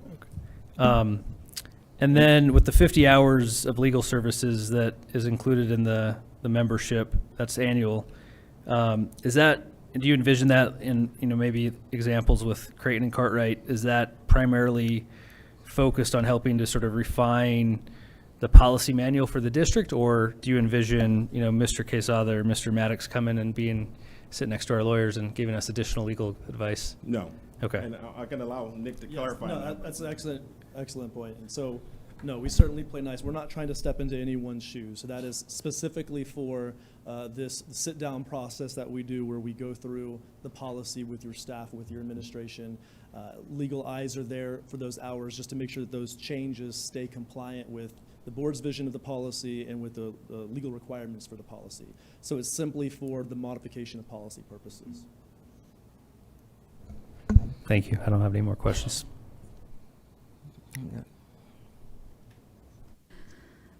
Thank you again. Thank you for the time to come and present with us, to us. I have a request, Madam Superintendent. I know we've extended a invitation to ASBA, and with ASBA, we would have heard from the 3 groups. Can we also get a breakdown between the 3, so that way we see cost, the services, the membership? You know what I'm talking about. Yeah, thank you so much. We will create that. Thank you. And Madam President and Superintendent Andrade, we got a packet from ASBA. They're not going to give us a presentation. Is that what I'm to understand? President Napa, Member Oliver, they are scheduled to come to the October board meeting to do a very similar presentation. Okay, thank you. I have one more question just for the superintendent. How do we, and I know we've gotten 2 of these presentations in the past few months, and we're getting one more. When we're looking at renewing vendors within the district that already have existing contracts, for policy services, and then we're looking at alternatives, how do we decide to just get a presentation and the board take a vote on something versus doing sort of a formal RFQ and having each of them apply and having the board score alongside staff members score the proposals? We will absolutely do that because it will exceed $10,000. And as far as scoring, that will just remain constant. This is just more of a seeing what's out there and kind of hearing from the people that represent the various organizations. They are more than happy to answer an RFQ, I'm sure. At that point, though, we would probably stop contact or inviting them to board meetings. And then I think that if we were to select someone other than ASBA, that transition would have to overlap because I just don't think you can just turn off the switch with one. So there would probably be a good year of both in play. While we made that transition. And I don't know that transition would take anything less than at least a year. It could be a year and a half, just depending on how quickly we're dedicating the resources to looking at the policies and developing them. So we will definitely want to RFQ these services if they exceed $10,000. Next item is 12C, discussion and consideration of the Arizona School Boards Association's proposed 2025 political agenda. Ms. Andrade.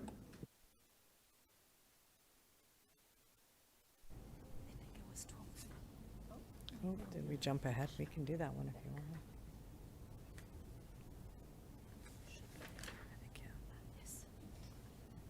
Apologies, skipped a page. 12B, discussion of governing board priorities and goals with potential action. Ms. Andrade, thank you so much. All right. Good evening, President Napa, members of the board and community that are still hanging in there with us. Tonight we're going to review just the process we've been through. It's been pretty fast and furious since July 19th when these goals first developed with the board in a retreat. I'm just going to take a minute here to refresh your memory on what those initial board goals were. We really, there were one around ACT English Language Arts for all students, and then specifically for African American and Native American. Same thing with math for all students, and then specifically African American and Native American subgroups. Those were the achievement areas, and you see the increases in red. Next slide. We proposed an increase of total enrollment by 2%, an increase in college enrollment, and a reduction in chronic absenteeism. And so quickly our teams got to work really casting a net out to the community, the wider community, to really get their feedback. And we asked for their feedback, and that indeed is what we got. We have been busy. I really want to extend my gratitude to the executive team, the chiefs and the executive directors that hit the ground running with a roadshow across this district. We have talked with parents in the Ward 5 in Maryville. We've talked to our Native American parents, about 80 of them gathered at Central High School. We've met with CEA Executive Board, CTA's Executive Board, all campus principals, assistant principals, counseling instructional leaders, educational mentors, ESS and gifted facilitators, our content instructional leaders across the district, and really all district administrators at CEE as well. All in all, we also sent out a survey, 630 respondents to that survey. So I know, board, you've gotten some of the feedback, but I have a policy. If we ask, then we have to listen. We asked them, and it wasn't just to check a box. We authentically want to know what our community thinks, and our community took this seriously and gave us this feedback. And so we have an obligation to really listen and lean in with our community on this, as they will be doing the heavy lift.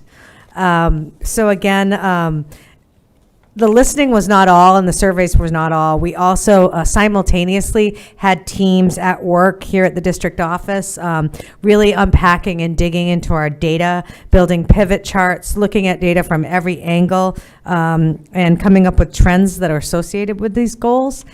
Here tonight to walk us through some of that, I'm going to pass it over to Chief Tejas, who's going to take us through the data analysis, some of the things our teams have learned, and some of the themes we learned from these surveys. With that, Ms. Tejas. Well, thank you so much, Ms. Andrade, and good evening, President Napa, members of the board, and our Phoenix Union community. We're really excited to share with you some of the data that we reviewed as part of the process. We were really looking to get some feedback around what our community feels should be our areas of focus and what we can do to create that sweet spot of tension that leads to success, and in this case, moving the needle on student achievement.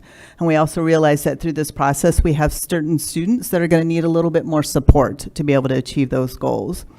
So you can see that we're going to take a closer look at our ACT data. Just a reminder, the ACT is the state assessment. We do have a requirement to test our freshmen. That is the ACT Aspire. As a district, we choose to test our sophomores with the pre-ACT, and then juniors take the ACT. You heard a little bit about our enrollment trends and our demographic study and Ms. Andrade's report. This is information that shows that there are patterns of growth within the district. It also provided context and opportunity to think about matriculation with our K-8 partners a little bit differently, and also how to be able to retain our students within Phoenix Union. And in a moment, I'm going to talk a little bit more about why that matters. Board, you might recall in August, we highlighted a bright spot in our achievement data with our CCRI, our college and career readiness indicators. This incorporates multiple data points that are accumulated over a student's entire high school experience, and we'll talk a little bit more about this in a moment. We looked at our attendance data and correlated this with projected academic progress as well as student connectedness and what behavior students need to demonstrate to be successful in school. And finally, as you heard, we've been spending some time reviewing our feedback. So let's take a little bit closer look at that. On the slide, you'll see the different themes that were really lifted based on the different goal areas board that you selected. I know you received the information earlier this week that gives you that detail. We also want to highlight where there were some differences between what staff and parents were telling us.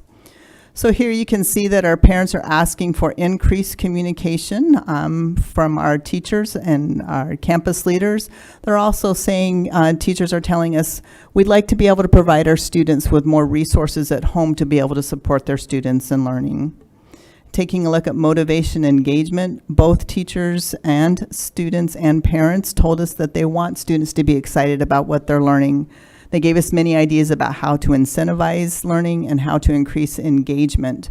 And in fact, you might remember in our cognitive evaluation, that was something that the cognitive evaluators flagged as an area of opportunity for us. And so we've already started using our walkthrough data to be able to look at professional development to give more teachers tools in their toolbox.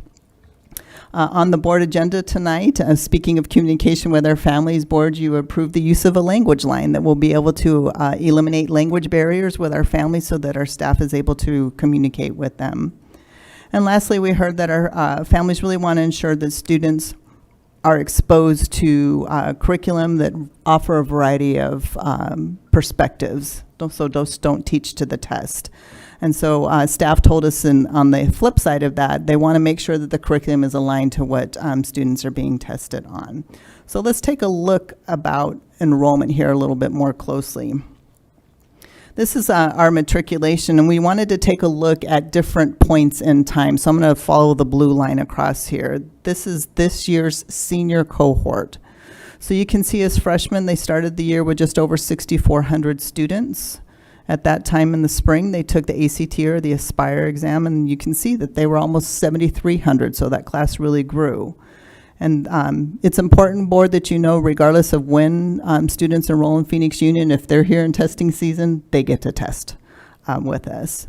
You can follow the line across. You can see that when they started their sophomore year, they had dropped to about 6,900.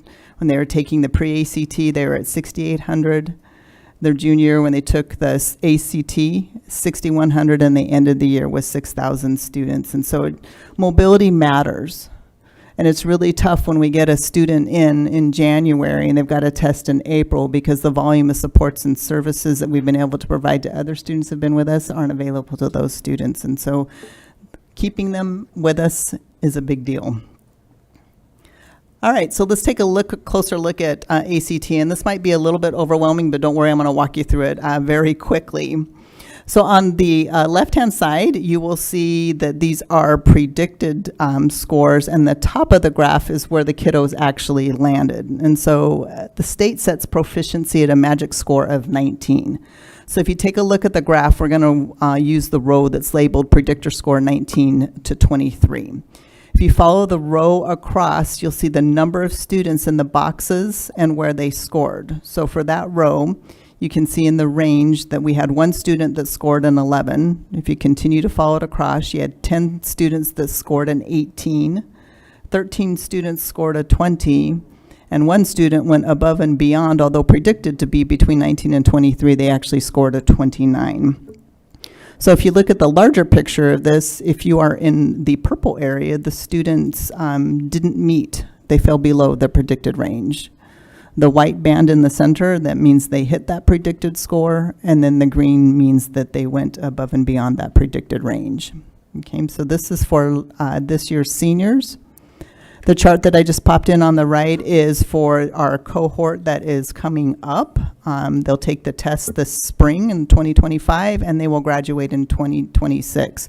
So we do have the ability, based on predictor scores, to see where students lie and then be able to offer appropriate supports to be able to help them meet or exceed those predicted scores. So I mentioned CCRI a little bit earlier, so let's take a closer look. We heard loud and clear, and even tonight from our community, that we want to look at more than just ACT and college enrollment as measures of academic achievement. We also know that not all of our students and families choose the college route immediately after high school.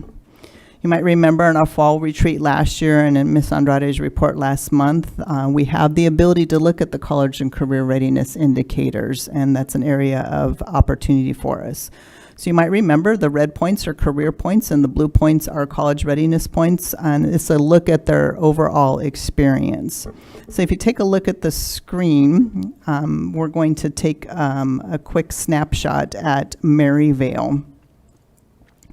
Maryvale's in the middle of the chart. Their total cohort for the class of 2024 was 508 students. Of this number, 89 students earned less than 1 point or 0 points. This might have been because they didn't graduate on time, or they only took 1 semester of a CTE course, or they didn't complete a FAFSA form, just as examples. Of the 508 students, 121 scored 10 points. That means they graduated within 4 years, they completed FAFSA, they took a dual enrollment course, or maybe some CTE courses. Continuing on, 109 of the 508 earned 20 points or more, meaning that they hit both indicators, college and career readiness activities, experience, and courses. And look at some rock star students at Maryvale. 189 of them earned bonus points, going above and beyond and hitting that 22 mark.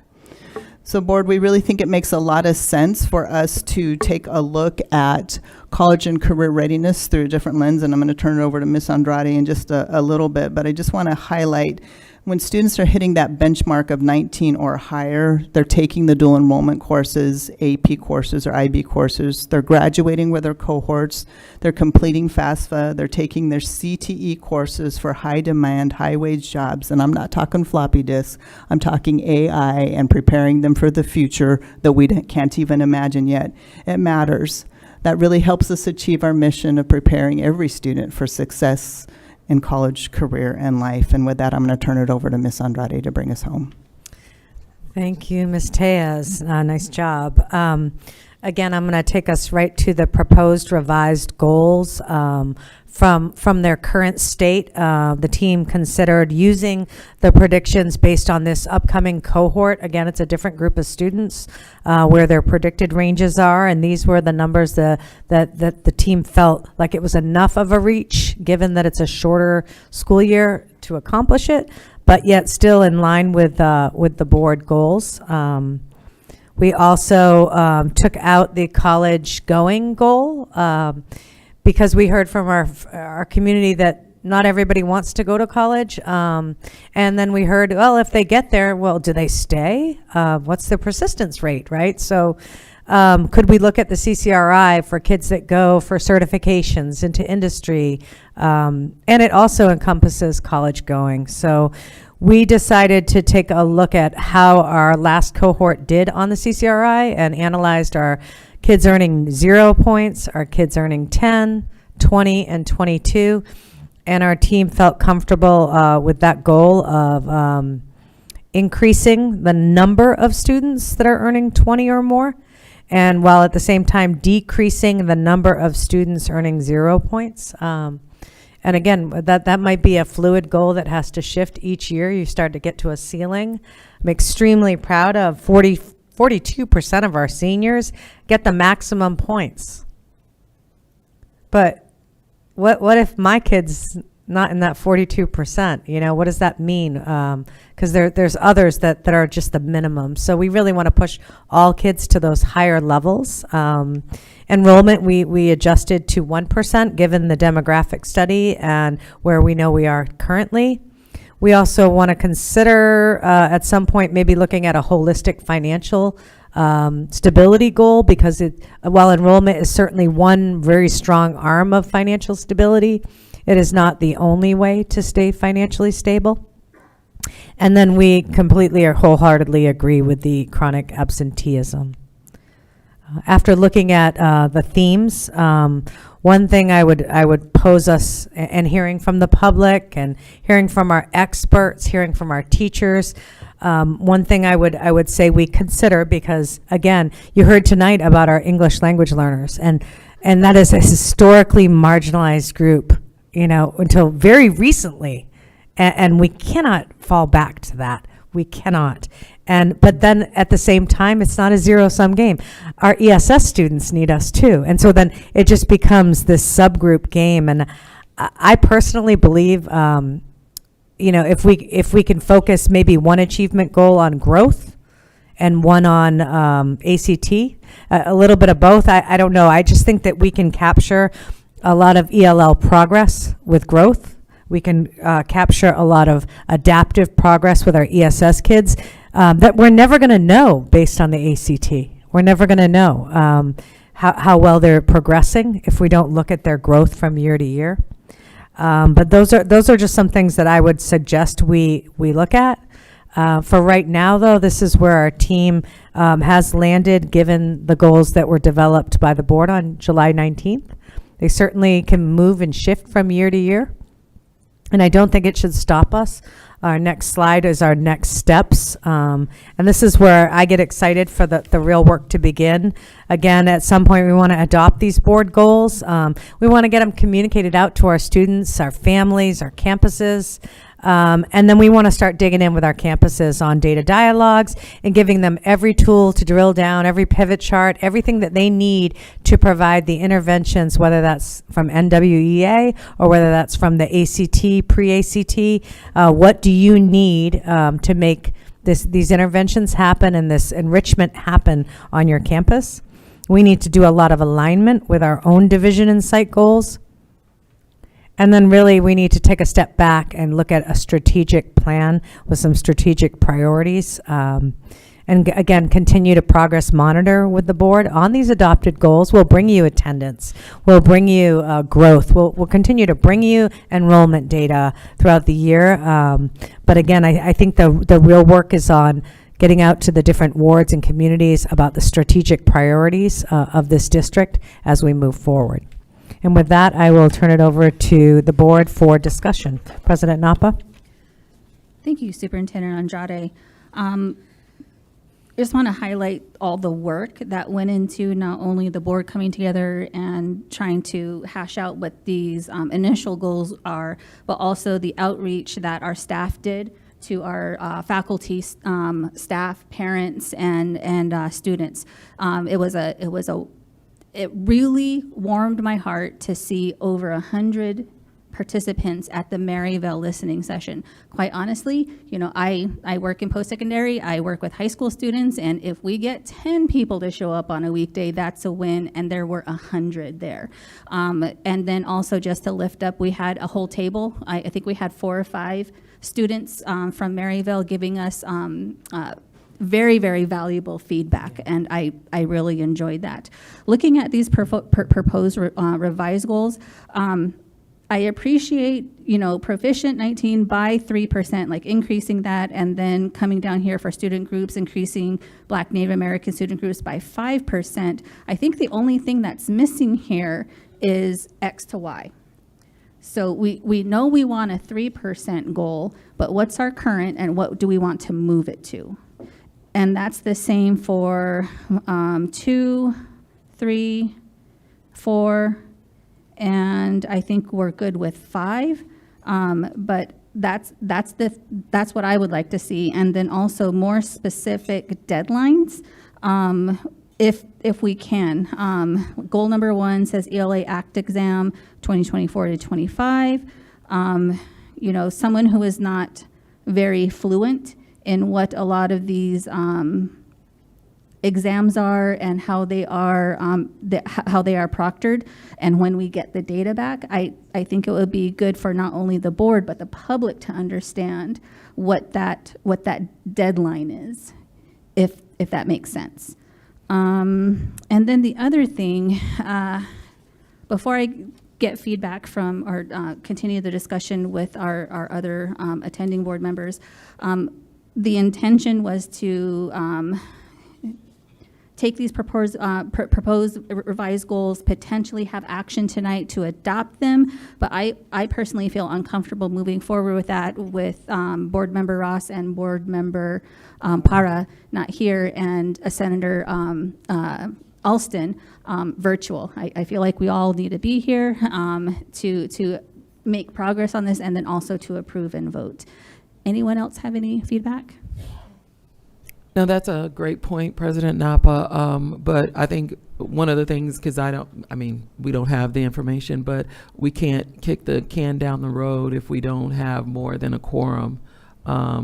We reach out to the other board members, get their thoughts and ideas, and we have to move forward because the school district is just in limbo right now, and I think we owe a duty to not only our students but our faculty and our community to implement these goals. I do think that right now we have a bare quorum, and that disturbs me as well.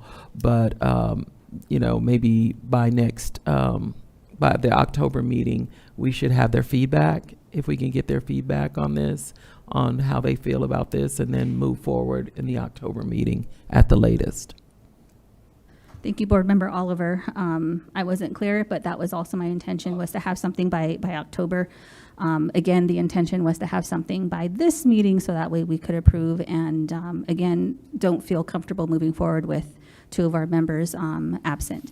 Clerk Marquez, do you have any discussion? Yeah, I would echo Board Member Oliver's point about we don't want to kick the can too much further down the road.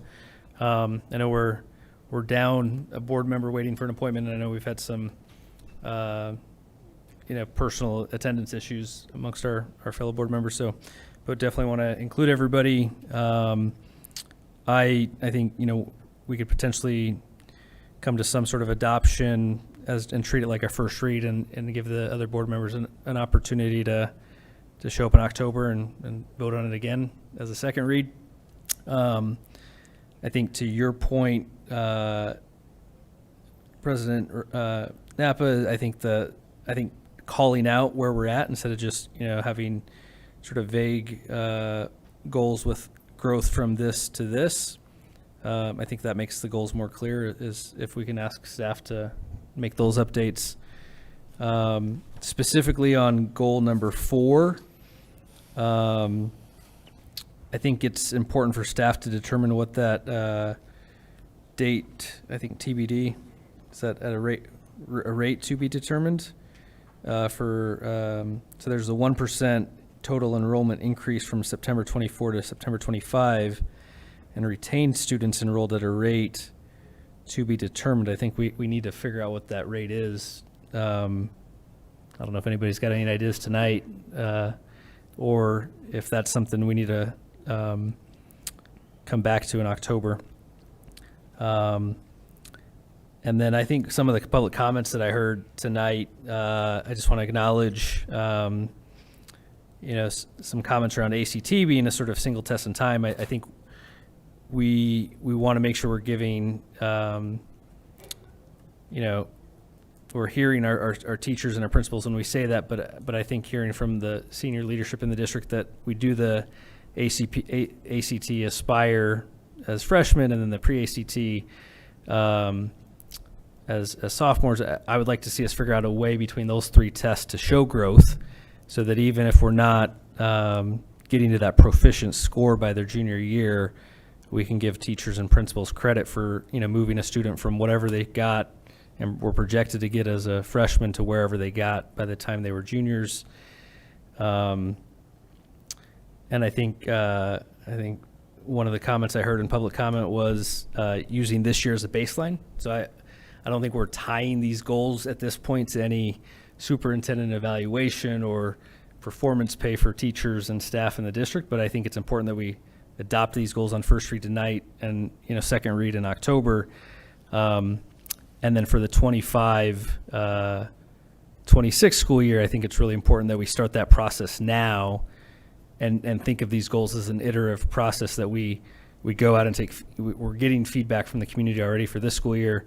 But I do really think, what we've heard a lot about English language learners, missing a goal that's really important that we include in our top 5 is something I'd probably like to see for next school year, and hope that for next school year we can adopt goals no later than April, so that the principals and district team can really go into planning for next summer with goals that have a little bit more more opportunity for feedback between now and April, and then also start to look at things like tying our goals to the superintendent evaluation and how we evaluate everybody in the district. Thank you, Clerk Marquez. I want to echo that. And then also between now and October, I don't know if we are throwing a wrench in the system, but I did hear from public comment to the NWEA test. Is that something that we can work into here? Again, I'm not an expert in this. So being able to take that feedback and again, thinking of multiple measures, it would be nice to hear more about that.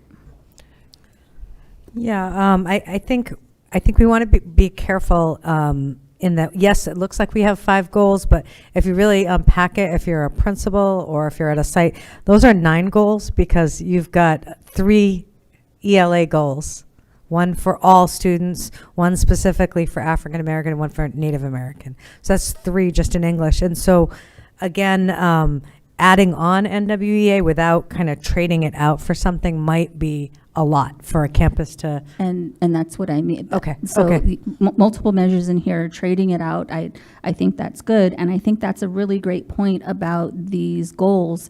It's a goal within a goal. Right. The way that I think all of these are written that way except for 5. A goal within a goal. So again, streamline.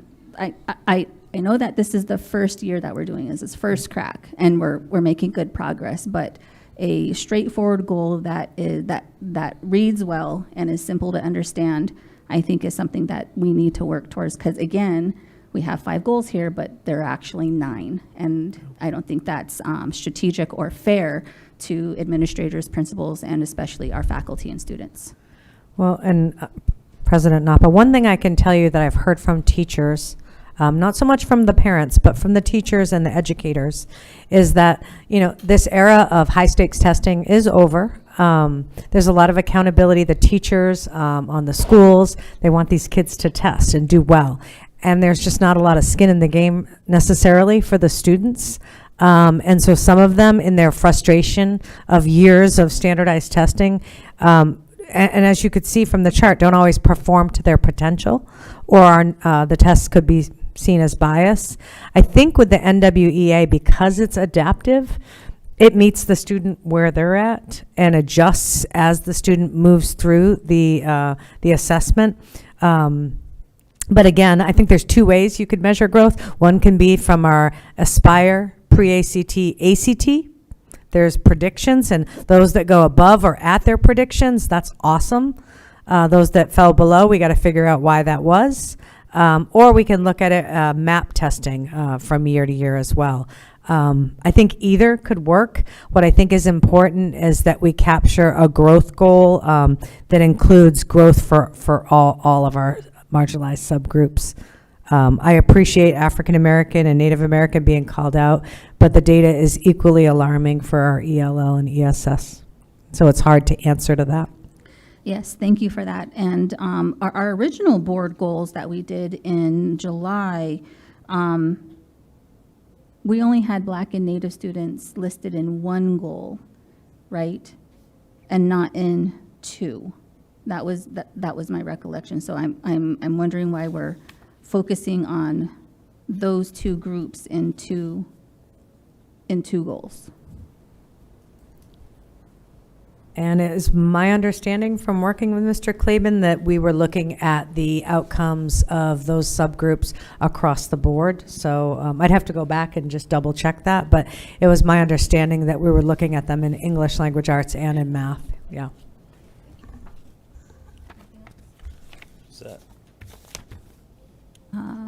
Board, any other questions? Say that again, about where we're excluding the subgroups.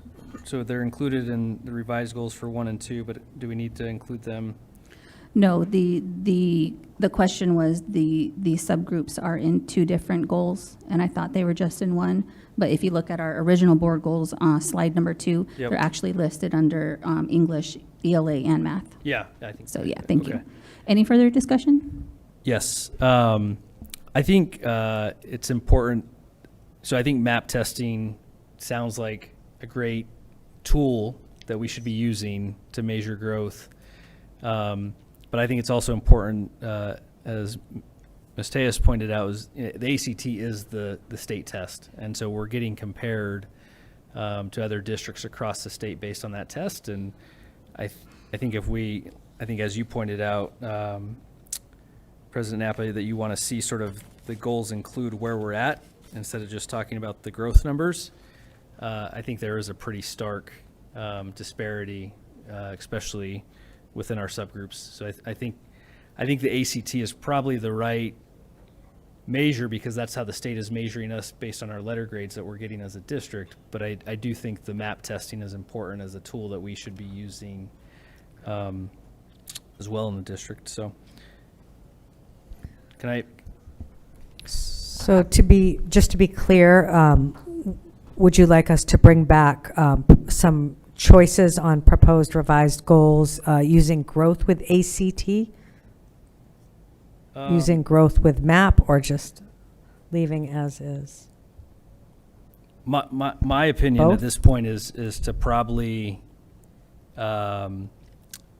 adopt these goals on first read tonight as is with some of the feedback that we've provided tonight. I want to see the rate to be determined spelled out in goal number 4. I think President Napa, wants to show in goals 1 and 2 where we're at, and probably in goal 3 as well, to show the number of students at 0 and how we're trying to get to whatever a 10% increase is. I don't know if there's other specifics that President Napa would like, and so if you feel like you have enough feedback to come back with 5 revised goals, and then I think map testing or growth, I think we could do a deep dive on for next year's goals between now and April. That's my thought. Okay. And just to be clear, I think we can do that from where this cohort, a different cohort, was last year in proficiency, and measure where we want to go this year in proficiency. When we get to the CCRI, that because we're focusing on the number of students, what will be in the denominator, we won't know that until the end of the senior year. So I would hate to confuse people with an actual number of 50 or we're going to increase 120 when that could shift based on how many seniors are left with us. So we tried to be very clear in that, but again, like I said, I understand the direction in 1 and 2 very clearly, and of course 4 seems pretty obvious as well. I'm a little hesitant on when we can look at it to offer more clarity, but I don't know that denominator to tell you the number of students at this time. And if I can just offer, instead of first read, second read, you're really potentially looking at approving a draft. Just think about, given the amount of feedback you've given, whether that is necessary. You basically have a draft right now. You've given feedback to come back with additional goals. You can adopt this as a draft with the feedback you've given, but again, I'm not certain that it's necessary given that you already have the draft and you've provided the feedback.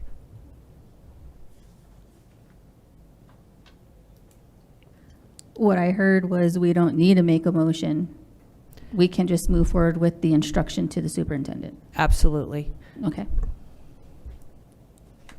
All right. Any other discussion? Okay, 3, 2, 1. Okay, moving on. 12C, for real this time. Discussion and consideration of the Arizona School Boards Association's proposed 2025 political agenda. Ms. Andrade. Okay, President Napa, members of the board, as you know, on Saturday, Clerk Marquez has agreed to represent Phoenix Union's board at the ASBA Delegate Assembly. And again, tonight is for you to discuss and consider action to approve that draft political agenda and direct Clerk Marquez to represent the board's position in voting at the delegate assembly on that political agenda. Ms. Cevallos should be passing out that political agenda. If there's something that you especially would like him to focus on Saturday, now is the time to direct Clerk Marquez. And I want to go ahead and acknowledge and thank Clerk Marquez for giving up your Saturday to attend this exciting political agenda delegate assembly.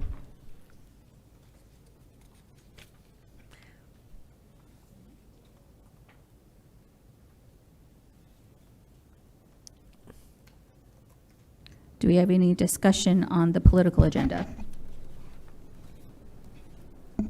The redlining in this document, did that come from ASBA, or is that something that board members or the district? That came from ASBA. Okay, thanks. With Clerk Marquez going to represent PXU in this, I would like to make a motion to direct Clerk Marquez to not only act as a delegate, but also, vote at the delegate assembly on this political action agenda. I'll second that. Thank you. So on that motion, those in favor, please indicate by saying aye. Aye. Aye. Aye. All right. Aye. That's everyone. Motion carries. Moving on, 12D, approval of revised governing board policy on first reading DIA accounting systems. Is there a motion to approve the revised policy? So moved. Second? Second. Motion is made by Board Member Oliver, second by Clerk Marquez. Is there any discussion? On the motion, those in favor, please indicate by saying aye. Aye. Aye. And that's everyone. Motion carries. The next item is 12E, approval of revised governing board policy on first reading, IJNDB, use of technology resources in instruction. Is there a motion to approve the revised policy? So moved. Second? Second. Motion has been made by Board Member Oliver, seconded by Clerk Marquez. Is there any discussion? On the motion, those in favor, please indicate by saying aye. Aye. Aye. That's everyone. Motion carries. 12F, for information only, no action is required. Receipt of revised governing board regulation ACAA-R, Title IX, sexual harassment. This item is informational only, and though no action is required, receipt of governing board regulation ACAA-R is acknowledged. Item 13A, next meeting. The next regular meeting of the governing board is scheduled for Thursday, October 3rd at approximately 3 p.m. Item 13B, request for future agenda items. Are there any future agenda items? Yes, Madam President. Since we've just had this discussion regarding our goals on the NWEA MAP growth test, I would also like an agenda item to give us more information on this so that in the future we can have an informed discussion about it. Thank you. Anything else? I'd like to request an agenda items, one regarding lunch and school meals, and what we can do to improve the quality of that across all campuses, and then two, at an upcoming board meeting, discuss, hear a presentation from the CFO on the feasibility of paid parental leave. Thank you. On Clerk Marquez's requested agenda item for lunch, I would also like to know how food is delivered to the student, just reflecting on my experience as a North High School student way back in the late 1900s. There was a lot of competition to get food that was, hot food. So not only to Clerk Marquez and our student at public comment saying the variety, fresh fruits, healthy, lower processed foods, how are they actually getting it? And are our students getting that food in a timely manner? Anything else? Madam President, I do have one more, and we did hear from public comment about traffic safety issues at our schools. I want us to look at all the schools and see if, we're going to need some traffic control to help get our kids into the school safely. And then if I remember correctly, Betty Fairfax had a hawk, and we are working with the city to get that hawk installed or get more information. I think that needs to be piggybacked on the traffic item. Indeed. Is that it? All right, 13C, motion to adjourn. Having concluded our business, is there a motion to adjourn? So moved. Second? Second. Motion to adjourn is made Clerk Marquez and seconded by Board Member Oliver. On the motion, those in favor, please indicate by saying aye. Aye. Aye. That's all of us. Motion carries. We're adjourned. Thanks, Senator Alston.